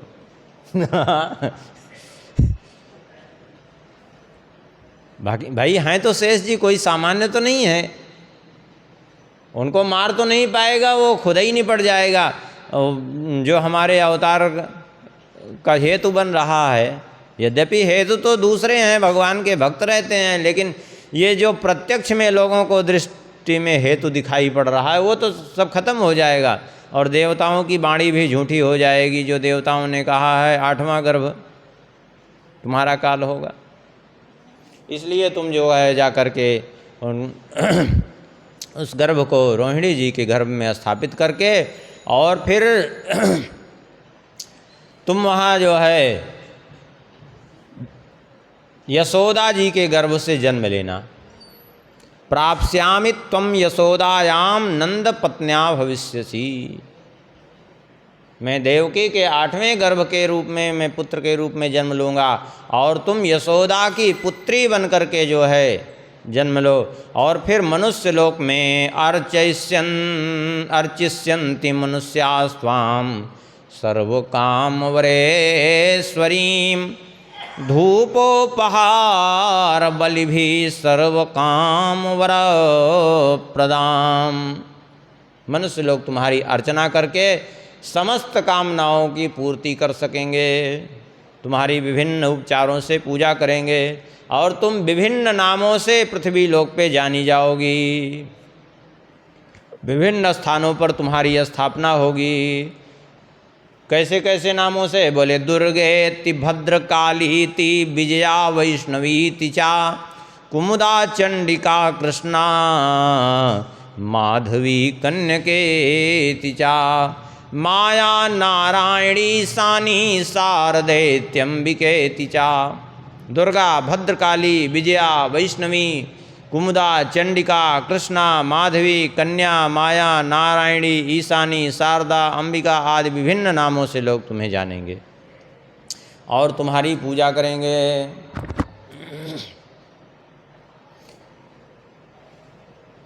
जो आज्ञा कह करके स्वीकार किया और देवी योग माया वहाँ से आई हैं और उन्होंने भगवान की जैसे आज्ञा हुए थे उसी अनुसार ही उन्होंने किया।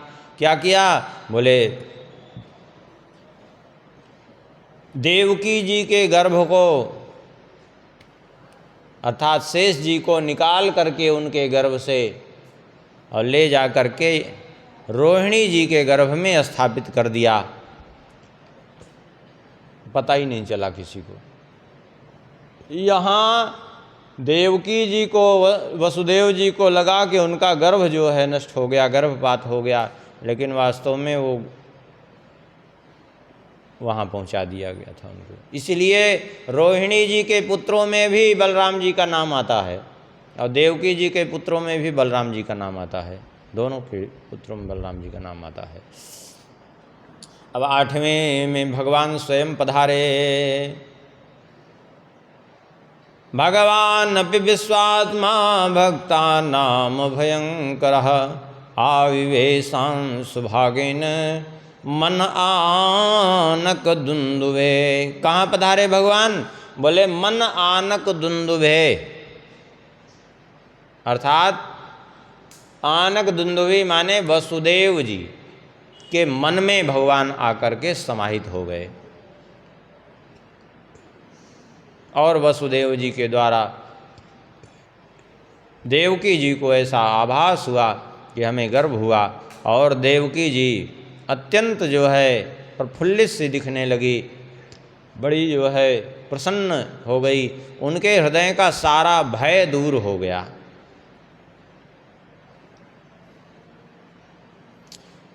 अब कहेंगे गर्भ से जन्म लेना, ये तो फिर जन्म ही हुआ फिर तो, अब फिर भगवान को क्यों कहते हैं भगवान गर्भ से नहीं जन्म लेते?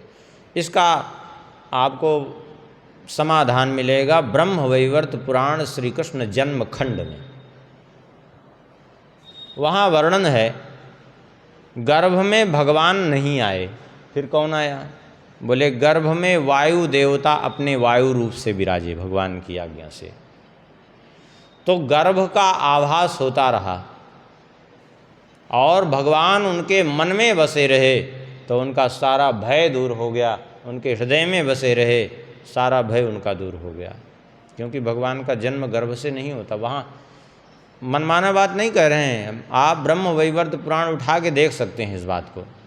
आप कहेंगे फिर ये क्यों कहा जा दिन ते हरि गर्भ ही आए, जिस दिन से भगवान गर्भ में आए फिर क्यों कहा? हरि शब्द के बहुत अर्थ होते हैं, इसलिए इसमें संदेह नहीं करना चाहिए। भागवत में भी हरि कई जगह इंद्र को भी कहा गया है। हरि माने भगवान नारायण को भी हरि कहते हैं, रामकृष्ण नारायण सबको हरि कहते हैं, और देवराज इंद्र को भी हरि कहते हैं। हरि माने भगवान विष्णु, हरि माने इंद्र, हरि माने पवन देव, हरि माने बंदर। नारद जी ने क्या कहा था? हरि रूप मांगा था तो बंदर का रूप दिया कि नहीं? और हरि माने सिंह भी होता है, हरि माने मेढक भी होता है। एक शब्द के बहुत अर्थ होते हैं, इसलिए इसमें संदेह मत करिए। देवताओं ने आकर के स्तुति की है, ऐसी स्तुति का नाम है गर्भ स्तुति। अब कहते हैं जब गर्भ में भगवान थे नहीं तो स्तुति फिर किसकी की? अरे गर्भ में नहीं थे तो क्या उनके मन में तो बसे थे, उनके हृदय में तो बसे थे देवकी जी के। आगे भी ये बात स्पष्ट हो जाएगी यहीं भागवत से ही।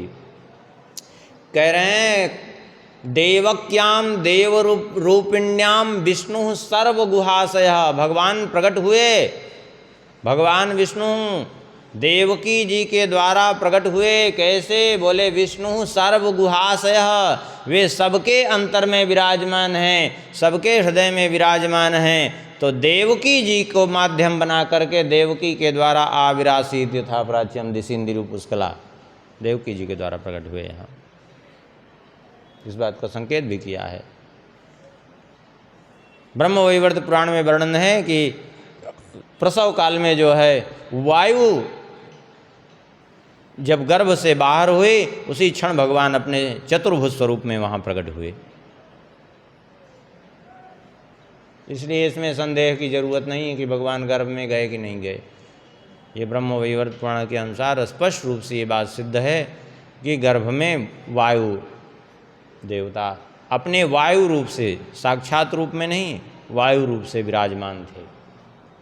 देवताओं ने आकर के स्तुति की, सत्यव्रतम सत्य परम त्रिसत्यम सत्यस्य योनिम निहितम च सत्ये सत्यस्य सत्यम व्रत सत्य नेत्रम सत्यात्मकम त्वाम शरणम प्रपन्ना।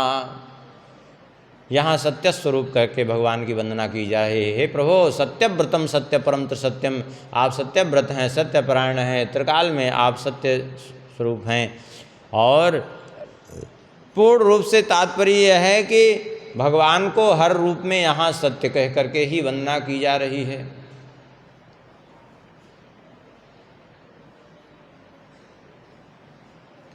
पूर्व में सत्यम परम धीमहि और अंत में भी सत्यम परम धीमहि, और यहाँ सत्य की वंदना की जा रही है। इसका मतलब क्या है? वहाँ सत्यम परम धीमहि कह करके भी भगवान की ही वंदना की गई है। एक तरह से यदि देखा जाए शुरुआत में सत्यम परम धीमहि, मान लीजिए कि भगवान के निर्गुण स्वरूप को मान लीजिए अगर वंदना की गई सत्य स्वरूप की, यहाँ तो सगुण स्वरूप की वंदना की जा रही, अवंत में भगवान के चरित्र की वंदना की जा रही सत्य स्वरूप मान करके, अर्थात भगवान का नाम रूप लीला धाम उनका सगुण स्वरूप निर्गुण स्वरूप सभी सत्य है, असत्यता का कोई स्थान नहीं है। एकायनौनौसौ द्विफलस्त्रिमूलश्चतुरसा पंचविधा षडात्मा सप्तत्वगष्टविटपो नवाक्षो दशक्षदी द्विखगो यादिवृक्षा। कहते हैं एकायनौसौ, ये संसार एक वृक्ष के समान है और ये संसार रूपी वृक्ष का आधार कौन है, आश्रय कौन है? बोले एक, वो एक कौन है? प्रकृति। और इस संसार रूपी वृक्ष में दो फल लगते हैं, कौन है वो? द्विफलः, दो फल कौन है? सुख और दुख। एकायनौसौ द्विफलस्त्रिमूलः, तीन इसकी जड़ें हैं। तीन जड़ें कौन है इसकी? सतरजतम, जिसके कारण सृष्टि है। सृष्टि क्यों चल रही है? जैसे पेड़ किसके आधार पर टिका रहता है? जड़ के आधार पर। ऐसे सतोगुण रजोगुण तमोगुण के कारण ही तो ये बार बार जन्म मृत्यु हो रही है, यही इसका आधार है, अर्थात यही इसकी जड़ें हैं। और चतुरसः, चार रस है इस वृक्ष में। ये चार रस कौन हैं? बोले धर्म अर्थ काम मोक्ष, ये चतुर्विध पुरुषार्थ ही इसके चार रस हैं। अपंचविधा षडात्मा, पंचविधा, पांच प्रकार से इसका अनुभव किया जाता है। पांच प्रकार से अनुभव कैसे किया जाता है इस वृक्ष का? बोले पांच प्रकार से अनुभव किया जाता है। श्रवण करके, श्रोत्र, त्वचा स्पर्श करके, हाँ, नेत्रों से देख करके, और रसना नासिका, नासिका से सूंघ करके, और रसना माने जिह्वा से उसको चख करके, ये पांच प्रकार से जो है, और यही ये पांच ही तो देखा जाए तो पंच तन्मात्राएं ही, इसी में जीव भटक करके अपनी इंद्रियों के पीछे तो भटक रहा है, बार बार जन्म ले रहा है। तो ये जैसे अगर ये इन पांचों चीज़ों से उपरत हो जाए, इन पांचों चीज़ों से उपरत हो जाए तो जीव मुक्त हो जाएगा, ये संसार रूपी वृक्ष उसका समाप्त हो जाएगा अपने आप धीरे धीरे। और षडात्मा, षडात्मा, छह चीज़ें इसमें हैं, अर्थात छह इसके स्वभाव हैं। ये छह चीज़ें कौन है इसमें? बोले जन्म लेना, रहना, बदलना, बढ़ना, घटना, नष्ट होना, ये छह अवस्थाएं होती हैं शरीर की। ऐसे ये इस वृक्ष की, संसार रूपी वृक्ष की छह अवस्थाएं हैं। और सप्तत्वगष्ट विटपो नवाक्षो, सप्तत्वगष्ट विटपो नवाक्षो, सात, इस वृक्ष की सात प्रकार की छालें हैं। ये सात प्रकार की छालें कौन सी हैं? ये रसाद रक्तम ततो मांसम मांसान मेदः प्रजायते, मेदयास्थि ततो मज्जा, मज्जाया शुक्र संभवः। ये सप्त धातुएं ही हैं, रस रक्त मांस मेद अस्थि मज्जा शुक्र, ये सप्त धातुएं ही जो है इस वृक्ष की छाल के समान हैं। छाल के समान क्यों कहा इसको? कहेंगे ये तो अंदर होती हैं और छाल तो बाहर होती है, इसका मेल कैसे? बोले छाल के समान इसलिए कहा, जैसे वृक्ष में छाल है तो वृक्ष सुरक्षित रहता है। वृक्ष की छाल जो है वृक्ष की रक्षक होती है, वृक्ष की सुरक्षा करती है। उसी प्रकार से ये सप्त धातुएं ही इस शरीर रूपी वृक्ष की रक्षा करती हैं। अगर ये सातों धातुएं नष्ट होने लगें तो वृक्ष अपने आप शरीर रूपी वृक्ष नष्ट होता जाएगा, है कि नहीं। और कहते हैं अष्टविटपः, 8 इसकी शाखाएं हैं। 8 इसकी शाखाएं कौन सी हैं? पंच महाभूत, चित जल पावक गगन समीरा, मन बुद्धि और चित्त अहंकार।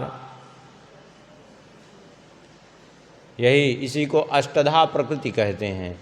ये अष्टधा प्रकृति ही इसकी जो है 8 शाखाएं हैं इस संसार रूपी वृक्ष की।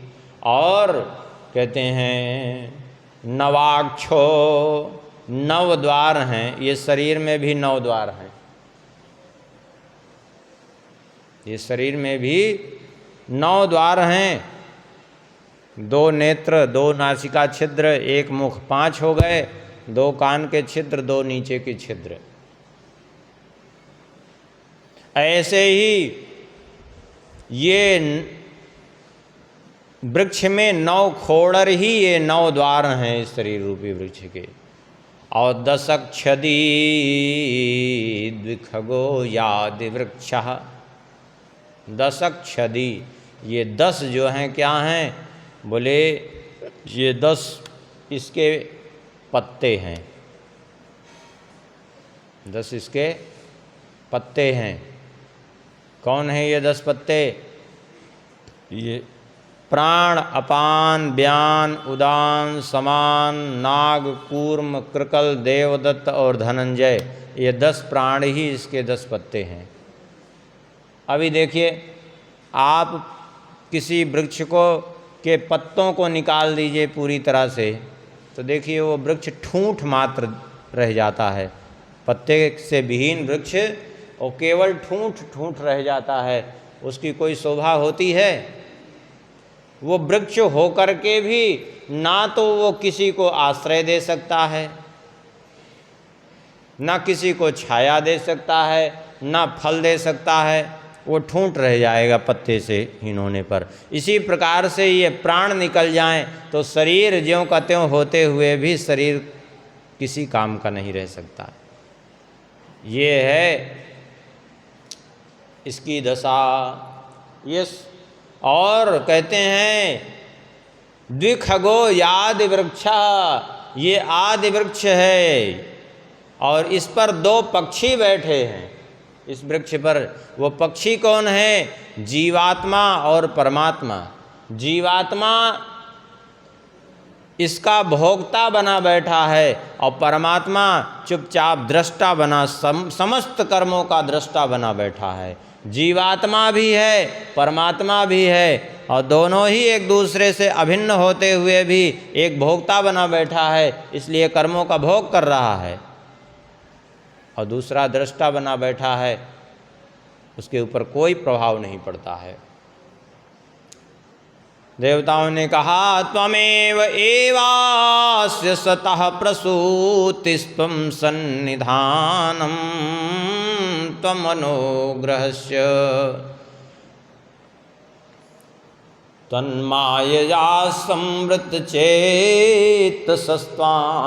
पश्यन्ति नाना न विपश्चितो ये। कहते हैं प्रभु त्वमेव एवास्य सतः प्रसूति त्वं सन्निधानम अनुग्रहश्च।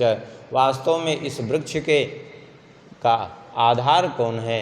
इसका आधार आप ही एक हैं प्रभु। आपके ही अनुग्रह से इस वृक्ष का जन्म होता है और इसका अंत भी होता है। हे प्रभु, ये चित्त आपकी माया से ही प्रभावित होने के कारण पश्यन्ति नाना न विपश्चितो ये, इसको नानात्व का बोध तो होता है, सारी दुनिया को देखता है। और बड़ी विचित्रता यह है कि आपके साथ ही अंतर में जीवात्मा बैठा हुआ आपको नहीं देख पाता और सारी दुनिया को देखता है। क्यों? बोले त्वन्मायया संवृत चेतसस्त्वाम्। आपकी माया ने उसके चित्त को आवृत करके रखा है। इसलिए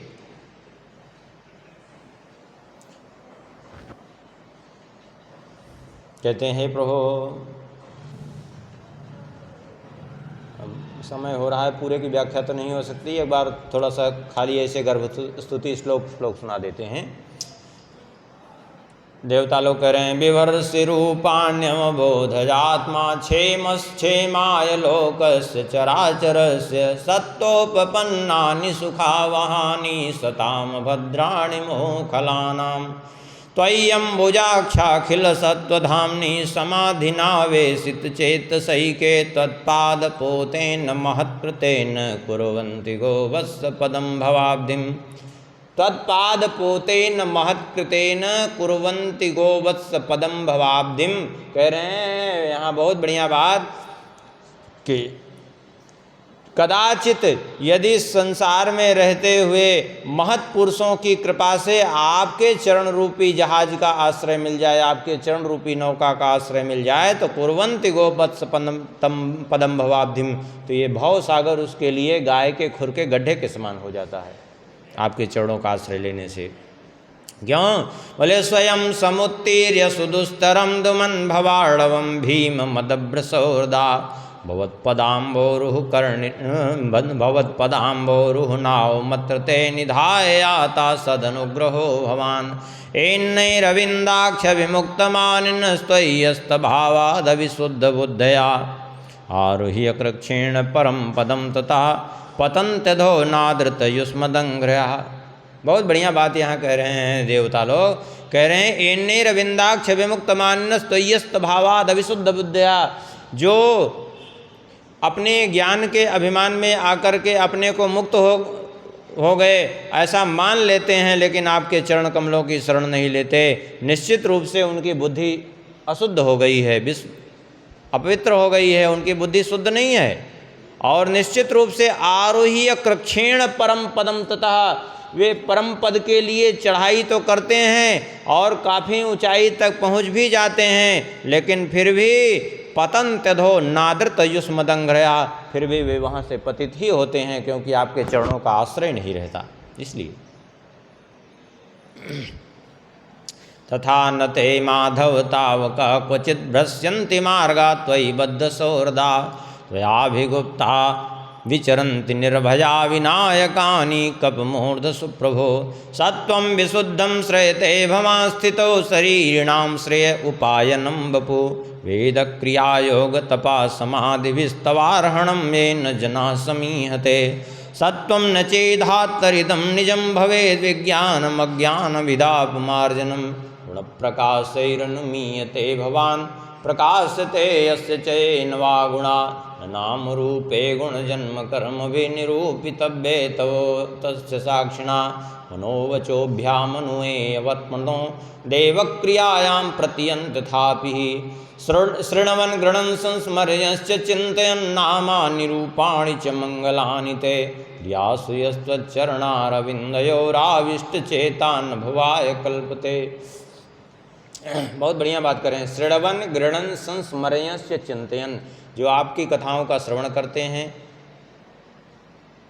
चिंतन करते हैं, स्मरण करते हैं, आपके नाम का रूप का जो अत्यंत मंगलमय नाम रूप हैं आपके, उनका स्मरण चिंतन करते हैं, वो जो है कभी इस संसार में फंसते नहीं हैं। दृष्ट्या हरेस्या भवता पदो भुवो भारोपनीतस्तव जन्मने सितु दृष्टांगितां तत्पदकैः शोभनैः रक्ष्याम गाम्द्यां च तवानुकम्पितां न ते भवस्येष भवस्य कारणं विना विनोदं वत् तर्कयामहे भवो निरोधास्थितिरप्य विद्यया कृताय तस्त्वय्यभयाश्रयात्मनि मत्स्यास्वकच्छप नृसिंह वराह हंस राजन्य विप्र विबुधे सुकृतावतारा तम पासिनस्त्रिभुवनं च यथाधुनेश भारं भुवो हरयदूतं वन्दनं ते दृष्ट्यां ते कुक्षिगता परापमानसेन साक्षात् भगवान् भवाय न मा भूद्भयं भोजपतेर्मुमूर्षो गोप्ता यदूनां भविता तवात्मजः। इस प्रकार से गर्भस्तुति की देवताओं ने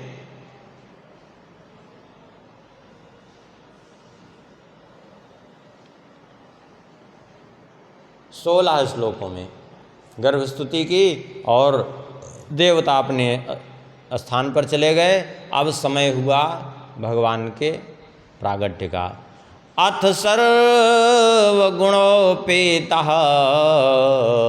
कालः परम शोभनः यर्हेवाजन जन्मर्क्षम शांतर्क्ष ग्रहतारकम। अथ सर्वगुणोपेतः कालः परम शोभना, समस्त गुणों से संपन्न, समस्त गुणों से युक्त सुंदर सुअवसर आया। कब? बोले यर्हे वाजन जन्मर्क्षम शांतर्क्षग्रह तारकम। आकाश के सारे ग्रह नक्षत्र सब शांत हैं और सारे सब अनुकूल हैं। उस समय चंद्रमा रोहिणी नक्षत्र पर विद्यमान है, इसलिए नक्षत्र की विशेषता है।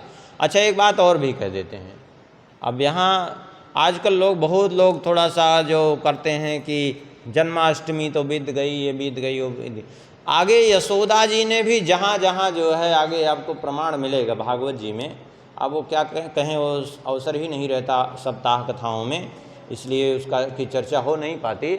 जहाँ जहाँ भी जो है भगवान के उत्सव मनाए गए हैं, उनकी तिथि पर नहीं मनाए गए हैं।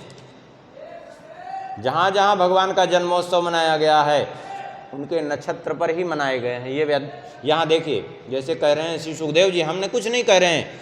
कदाचिदौत्थानिक कौतुका प्लवे जन्मर्क्षयोगे समवेतयोषिताम। जन्म नक्षत्र योगे समवेतयोषिताम। जन्म नक्षत्र उपस्थित होने पर सब उपस्थित हुए, उत्सव हुआ। क्योंकि नक्षत्र की विशेष प्रधानता यहाँ दी गई है। तिथि की प्रधानता से ज़्यादा नक्षत्र की प्रधानता आवश्यक है, इसलिए रोहिणी नक्षत्र को प्रधानता से। रोहिणी नक्षत्र में भगवान क्यों आए? क्योंकि सबसे प्रिय पत्नी है इनकी रोहिणी, और चंद्रवंश में अवतरित हुए हैं भगवान। चंद्रवंश में वो अवतरित हुए हैं और अर्धरात्रि को ही चंद्रमा के काल में ही आ रहे हैं, इसलिए जो है चंद्रमा के ही प्रिय नक्षत्र रोहिणी के समय ही भगवान आए हैं। अब वो भी अविद्ध रोहिणी, विद्या नहीं, इसलिए रोहिणी कृतिका विद्या भी नहीं होनी चाहिए, रोहिणी अविद्ध होनी चाहिए।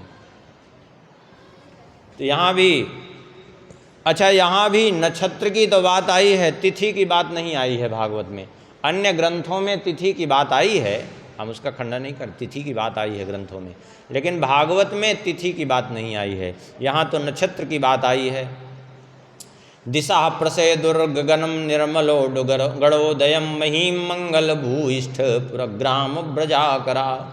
दिशाएं स्वच्छ हो गई, आकाश निर्मल हो गया, तारे जो है उदित हो गए। और बड़ी विचित्र बात यह है कि बादल भी हैं और तारे भी दिखाई पड़ रहे हैं। अर्थात बादल हैं तो, लेकिन इतने घने नहीं हैं कि तारों को ढक सके। तारे भी दिखाई पड़ रहे हैं, बादल भी जो है आए हैं। मंदम मंदम जलधरा, धीरे धीरे जल वृष्टि जिससे कि कर सकें। नदियाँ प्रसन्न हैं, नद्यः प्रसन्न सलिला हृदा जल रुहश्रिया द्विजाति कुल सन्नादस्तबका वन राजया। नदियाँ प्रसन्न हैं, सब में उफान आ रहा है और सारे सरोवर जो है जितने हैं उनमें कमल स्वाभाविक रूप से खिल गए। अर्धरात्रि के समय ही कमल खिल गए। भाई सूर्य के उदय होने से कमल खिलते हैं, भगवान प्रकट हो रहे हैं तो कमल क्यों न खिल जाएं? भगवान के नेत्र ही तो सूर्य हैं।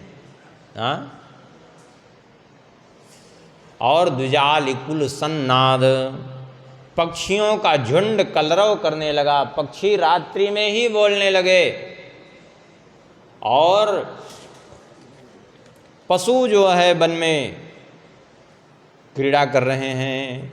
वायु सुखस्पर्शः पुण्यगंधवः शुचि अग्नयश्च द्विजातीनां शान्तास्तत्र समिन्धत। सुंदर शीतल मंद सुगंध वायु बह रही है। और अग्नयस्य दुजातीनाम शांतास्तत्र समिंधत, जो ब्राह्मणों के अग्निहोत्र की अग्नियां बुझ गई थी कंस के अत्याचार से, आज वो स्वाभाविक रूप से फिर से प्रज्वलित हो गई हैं। मनांस्यासन प्रसन्नानि साधु नाम श्रुद्रुहाम, सभी संत जनों का, भक्त जनों का मन प्रसन्न है। जायमाने जने तस्मिन्ने दुर्दुंदुभयो दिवी, क्योंकि भगवान के प्रादुर्भाव का समय आ गया। अब दुंदुभियाँ देवताओं ने बजाना प्रारंभ कर दी।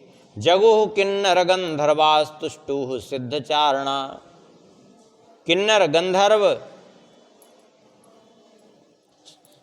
सिद्धचारण सब प्रसन्न होकर के जो है गान कर रहे हैं। और मंदम मंदम जलधरा जगर जुरन सागरम, मंद मंद जलधारा गिर रही है। देखिए वो चालू हो गई जलधारा, चिंता मत करिए। हाँ, उनका समय आ गया ना तो वो सब व्यवस्था कर देते हैं ऐसे ही। यहाँ भी मंद मंद जलधारा चालू हो गई है।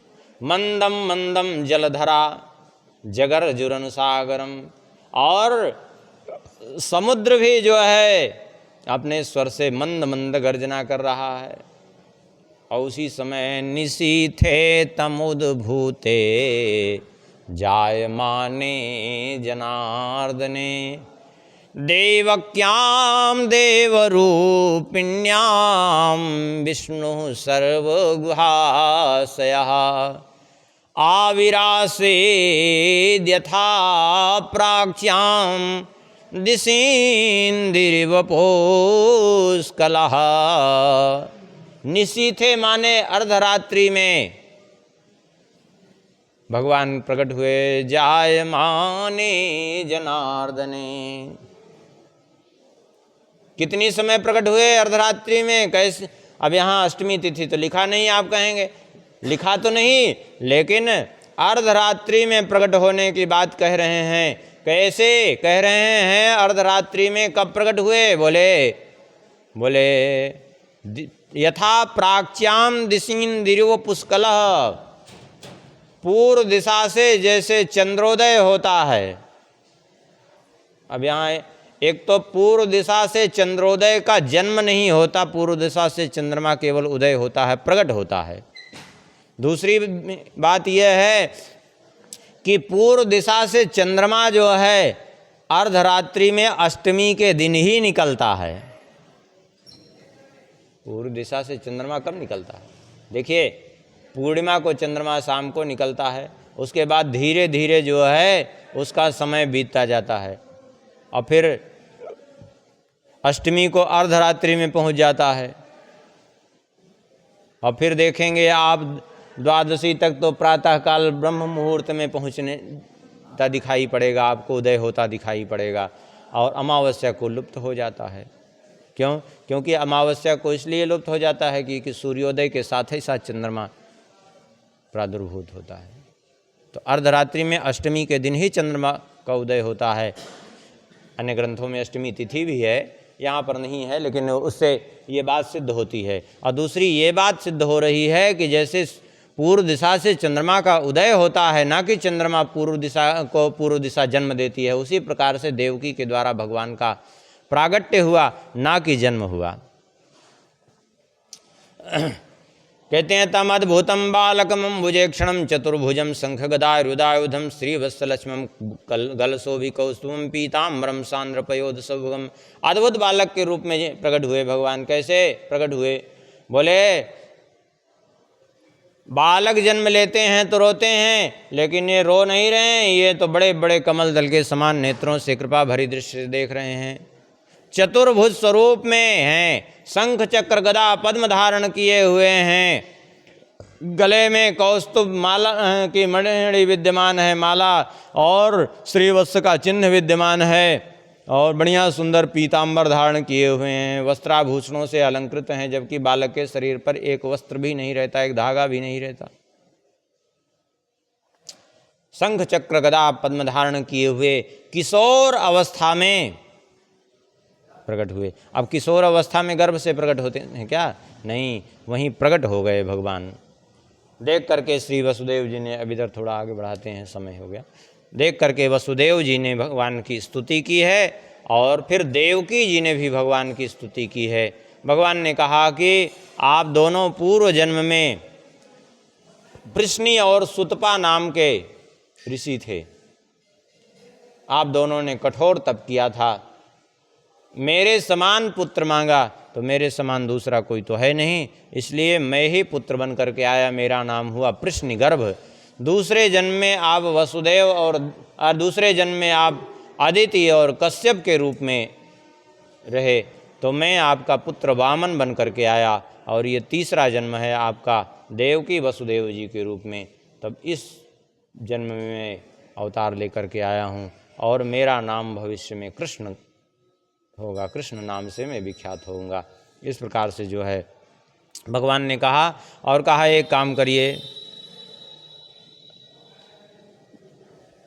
अभी आप ये मेरा स्वरूप देख रहे हैं, अभी मैं बालक बन जाऊंगा तो तुम ले जा कर के मुझे जो है नंद बाबा के यहाँ, यशोदा जी ने, नंद पत्नी यशोदा ने एक कन्या को जन्म दिया है, उस कन्या को ले आना और फिर जो है मुझे वहीं छोड़ देना, बगल में यशोदा जी के लिटा देना और ला करके कन्या दे देना कंस को। चिंता मत करो, कन्या जो है का कुछ भी नहीं बिगाड़ पाएगा कंस, क्योंकि वो साक्षात मेरी योग माया है। ऐसा कह करके इत्युक्त्वा श्रीधरिस्तूष्णीम भगवान आत्ममाया पित्रो संपश्यतो सद्यो बभूव प्राकृतस्तु। भगवान एकदम सामान्य बालक के समान हो गए, और लेकिन रोए नहीं हैं, केवल बालक बन गए। इधर भगवान ने जैसे ही इधर बालक रूप धारण किया, उधर योग माया ने जन्म लिया। भगवान के जन्म के बाद योग माया ने, इधर योग माया के जन्म लेते ही सब के सब सो गए। योग माया के जन्म लेते ही जितने द्वारपाल, प्रहरी, गोकुलवासी, ब्रजवासी, मथुरावासी, सब के सब जो है कोई नहीं बचे, सब के सब गहरी निद्रा में सो गए। कैसे सो गए? योग माया के प्रभाव से में आ गए सब। और फिर इनको लेकर के वसुदेव जी गए हैं, यमुना जी बढ़ी हुई थी, यमुना जी इन भगवान के चरणों का स्पर्श करके घट गई हैं, रास्ता दे दिया है। और वहाँ जा कर के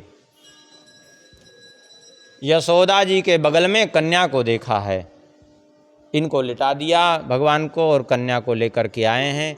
कन्या को ला कर के जब कारागृह में पहुँचे हैं तो फिर से हथकड़ी बेड़ी लग गई है। तात्पर्य क्या है? भगवान को जैसे ही पकड़ा वैसे ही मुक्त हो गए और योग माया को पकड़ते ही बंध गए। ये शिक्षा दे रहे हैं भगवान इस माध्यम से कि जीव जब मुझे पकड़ता है तो वो मुक्त हो जाता है सारे बंधनों से, और जब वो मुझे छोड़ करके माया को पकड़ता है तो फिर से बंध जाता है संसार में। यही है इसका सिद्धांत।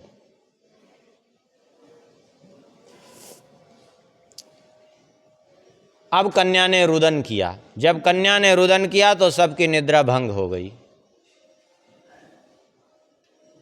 आप कहेंगे रुदन करने से निद्रा क्यों भंग हो गई?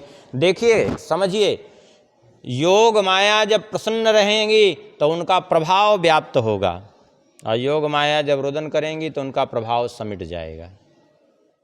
जैसे कामदेव ने अपना विस्तार किया तो सारा जगत उनके प्रभाव, उसके प्रभाव में आ गया कामदेव के। लेकिन जैसे ही शंकर जी के पास गया, शंकर जी के सामने जाते ही वो थर थर काँप उठा, तो सारा जो है भय यथाथित सब संसारा, क्योंकि उसका प्रभाव समाप्त हो गया, और प्रभाव समाप्त होते ही सारे जगत से प्रभाव हट गया। तो ऐसे ही योग माया ने रुदन किया, जैसे ही रुदन किया वैसे ही जो योग माया का प्रभाव सारे संसार पर फैला हुआ था, सब गहरी निद्रा में थे, सब फिर से जग गए। यही इसका तात्पर्य है। हाँ, पानी बरस रहा है। देखिए, योग माया का वो प्रभाव आते फिर से पानी भी बंद हो गया। स्वागत में आया था, पानी चला गया, अब चिंता मत करिए। और उसके बाद जो है इधर सूचना कंस को मिली, रुदन सुन करके सब भाग के गए, प्रहरी कुछ बताए, भाग करके आया। और यशोदा जी हैं, अरे देवकी जी ने बहुत समझाया कि ये तो कन्या है, छोड़ दो, लेकिन वो नहीं माना। पकड़ लिया, पकड़ करके जो है शिला पर पटकना चाहता था, उसी समय आकाश मार्ग में चली गई। और अदृश्यता अनुजा विष्णु सायुधाष्ट महाभुजा, भगवान विष्णु की वो छोटी बहन अर्थात श्री कृष्ण की अनुजा, भगवान की बहन है योग माया। पार्वती जी भी भगवान को अपना बहन भाई मानती हैं, और भगवान विष्णु पार्वती जी को अपना बहन मानते हैं। बहन भाई का रिश्ता है, और यहाँ भी बहन भाई का ही रिश्ता है। जो भगवान की छोटी बहन योग माया ने सायुधाष्ट महाभुजा, अष्टभुजा दुर्गा जी के रूप में प्रकट हो गई, और बड़े बड़े सिद्ध गंधर्व आदि उनकी सेवा में उपस्थित हो गए। और उस समय सब स्तुति कर रहे थे। भगवती ने कहा, किम मया हतया मंद जातः खलु तवान्तकृत यत्र क्व वा पूर्व शत्रुर्माहिंसी कृपणां वृथा। अरे मंदबुद्धि कंस, तू मुझे क्या मारना चाहता है? जातः खलु तवान्तकृत, तवान्तकृत जातः अर्थात तेरा अंत करने वाला, तुझे मारने वाला तो जन्म ले चुका है। कहाँ जन्म ले चुका है? बोले यत्र क्व वा, कहीं जन्म ले चुका है। ये नहीं बताया कहाँ जन्म लिया है, कहीं जन्म ले चुका है। और कौन जन्म लिया? बोले तुम्हारा पूर्व शत्रु, तुम्हारा पूर्व शत्रु अर्थात भगवान विष्णु। इसलिए तुम माहिंसी कृपणां वृथा, तू बेचारे बच्चों की हत्या क्यों कर रहा है? मत कर इनकी हत्या। ऐसा कह करके भगवती वहाँ से तुरंत जो है चली गई। और कंस को अब जो है भगवती का दर्शन करने से कुछ देर के लिए उसको सद्बुद्धि आई, आकर के देवकी वसुदेव जी को छोड़ दिया और कहा कि हमसे अपराध हुआ आपके प्रति, क्या करें? आप दुखी मत होइए, क्योंकि जीना मरना तो ये संसार का काम है। आपके बच्चों के भाग्य में इतने जीवन लिखा था, तो हम क्या करें? अरे मूर्ख, दूसरे को उपदेश दे रहा है जीने मरने का काम है, और अपने जीने के लिए दूसरे की हत्या कर रहा है। ये है, इसी को कहते हैं दुष्ट का उपदेश। पर उपदेश कुशल बहुतेरे, जे आचरण ते नर न घनेरे। उपदेश देना अलग बात है, उपदेश का पालन करना अलग बात है। कहा कि मैं तो धोखे में रह गया, मैं तो समझता था कि केवल मनुष्य झूठ बोलते हैं, लेकिन आज पता चला दैवमप्यनृतम वक्ति न मर्त्या एव केवलम, देवता भी झूठ बोलते हैं। क्यों? बोले इसलिए कि देवताओं ने कहा कि देवकी का 8वां गर्भकाल होगा, और यहाँ 8वें के रूप में कन्या जन्म ली, और कन्या कह रही कहीं और पैदा हो गया। अब लो, अब आखिर कौन झूठा है? ये देवी सही कर रही तो देवता झूठे हैं, और देवता जो सही हैं तो देवी झूठी है। झूठी कौन है? इसका मतलब देवता झूठे थे। हमको यहाँ तो कारागार में कन्या मिली, तो इसका मतलब देवताओं ने झूठ बोला हमसे। यद्यप देवताओं ने झूठ तो नहीं बोला था, लेकिन अब वो भ्रम में है, क्या करे? छोड़ दिया इनको। और इधर भगवान तो पहुँच गए हैं कहाँ? नंद भवन में। इधर नंदस्वात्मज उत्पन्ने जाताल्हाद महामना, आहूय विप्रान वेदज्ञान स्नात सुचीरलंकृतः। नंद बाबा पुत्र जन पर बड़े प्रसन्न हुए, और प्रसन्न होकर के उन्होंने बढ़िया आसन स्नान किया, पवित्र होकर के वस्त्राभूषण धारण किया, ब्राह्मणों को बुलाया है और ब्राह्मणों से स्वस्ति वाचन कराया है। वाचयित्वा स्वस्तेनम जात कर्मात्मजस्य वै कारयामास विधिवत पितृदेवार्चनम तथा। ब्राह्मणों से बढ़िया स्वस्ति वाचन कराया है, जात कर्म संस्कार आदि कराए हैं, विधिवत पितरों की देवताओं की अर्चना करवाई है। और धेनूनाम नियुते प्रादाद विप्रेभ्य समलंकृते तिलाद्रीन सप्तरत्नोघ 7 कुंभावरावृतान। 2 लाख गौएं, 7 तिल के पहाड़ और बहुत से वस्त्राभूषण दान किए हैं। और खूब विधिवत नंदोत्सव मनाया गया है। यहाँ 18 श्लोकों में विधिवत नंदोत्सव का खूब जो है जन्मोत्सव का वर्णन किया गया है, कितना उन्होंने मनाया है। अभी तक समय हो गया है, थोड़ा सा एक बधैया, अब गाना तो नहीं आता लेकिन ऐसे संक्षेप में सुना देते हैं। नंद घरा नंद भयो जय कन्हैया लाल की, नंद के आनंद भयो जय कन्हैया लाल, जय कन्हैया लाल की जय बोलो गोपाल के, जय कन्हैया लाल की जय बोलो गोपाल के, नंद के आनंद भयो जय कन्हैया लाल की, नंद के आनंद भयो जय कन्हैया लाल।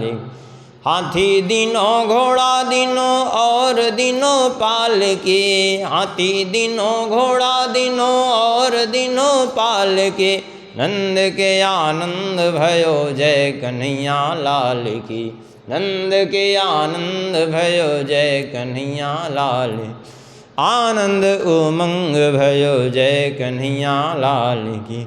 कौन को दिया हाथी घोड़ा कौन को दिए पाल के, कौन को दिए हाथी घोड़ा कौन को दिए पाल के, नंद घर आनंद भयो जय कन्हैया लाल। छोरन को हाथी घोड़ा बूढ़न को पाल के, छोरन को हाथी घोड़ा, छोरन माने छोटे बालकों को, अब जो वृद्ध थे उनको चलने के लिए पाल की। छोरन को हाथी घोड़ा बूढ़न को पाल के, नंद के आनंद भयो जय कन्हैया लाल की, नंद के आनंद भयो जय कन्हैया लाल। छोरन को लड्डू पेड़ा बूढ़न को लाप से, छोरन को लड्डू पेड़ा बूढ़न को लाप से, कंठाय और कठुला दिने दिनी बिंदी भाल की, कंठाय और कठुला दिने दिनी बिंदी भाल की, नंद घर आनंद भयो जय कन्हैया लाल की, नंद घर आनंद भयो जय कन्हैया लाल। रतन दिए हार दिए गाय दनी हाल की, रतन दिए हार दिए दिन गाय ब्यानी हाल के, कंठ और कठुला दिन दिनी मुक्ता माल की, नंद घर आनंद भयो जय कन्हैया लाल की, नंद घर आनंद भयो जय कन्हैया लाल। जय कन्हैया लाल की जय यशोदा लाल की, जय कन्हैया लाल की जय यशोदा लाल की, जय यशोदा लाल की जय दाऊद लाल के, नंद घर आनंद भयो जय कन्हैया लाल की, नंद घर आनंद भयो जय कन्हैया लाल की। हाथी दिनों घोड़ा दिनों और दिनों पाल की, नंद घर आनंद भयो जय कन्हैया लाल की। खूब जन्मोत्सव मनाया और बहुत वितरण किया, लेकिन कम नहीं हुआ नंद बाबा के यहाँ। क्यों? क्योंकि तत आरभ्य नंदस्य व्रजा सर्व समृद्धिमान हरेर निवासात्म गुणई रमा क्रीडम भूनृप। भगवान के आते ही लक्ष्मी जी आकर के ब्रजमंडल में क्रीड़ा करने लगी। लक्ष्मी जी वहाँ निवास स्थान अपना उन्होंने बना लिया, इसलिए किसी प्रकार की कोई कमी नहीं। अब यहीं विश्राम करते हैं।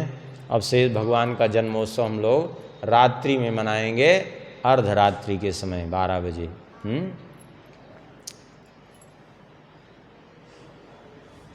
गोविंद जय जय गोपाल जय जय,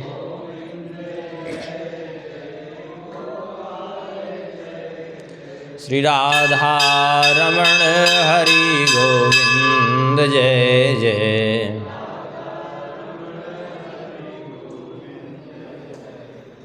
गोविंद जय जय गोपाल जय जय,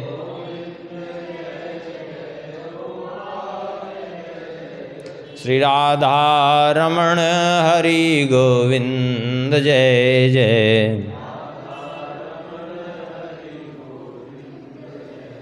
श्री बालकृष्ण भगवान की, श्री यशोदानंदन की, श्री नंदनंदन की, देवकी नंदन की, वसुदेव नंदन की, श्री कृष्ण जन्माष्टमी महामहोत्सव की, श्री कृष्ण जन्माष्टमी महामहोत्सव की, श्री बालकृष्ण भगवान की, उनके जन्मोत्सव महामहोत्सव की। जय जय श्री राधे श्याम, जय जय श्री सीताराम।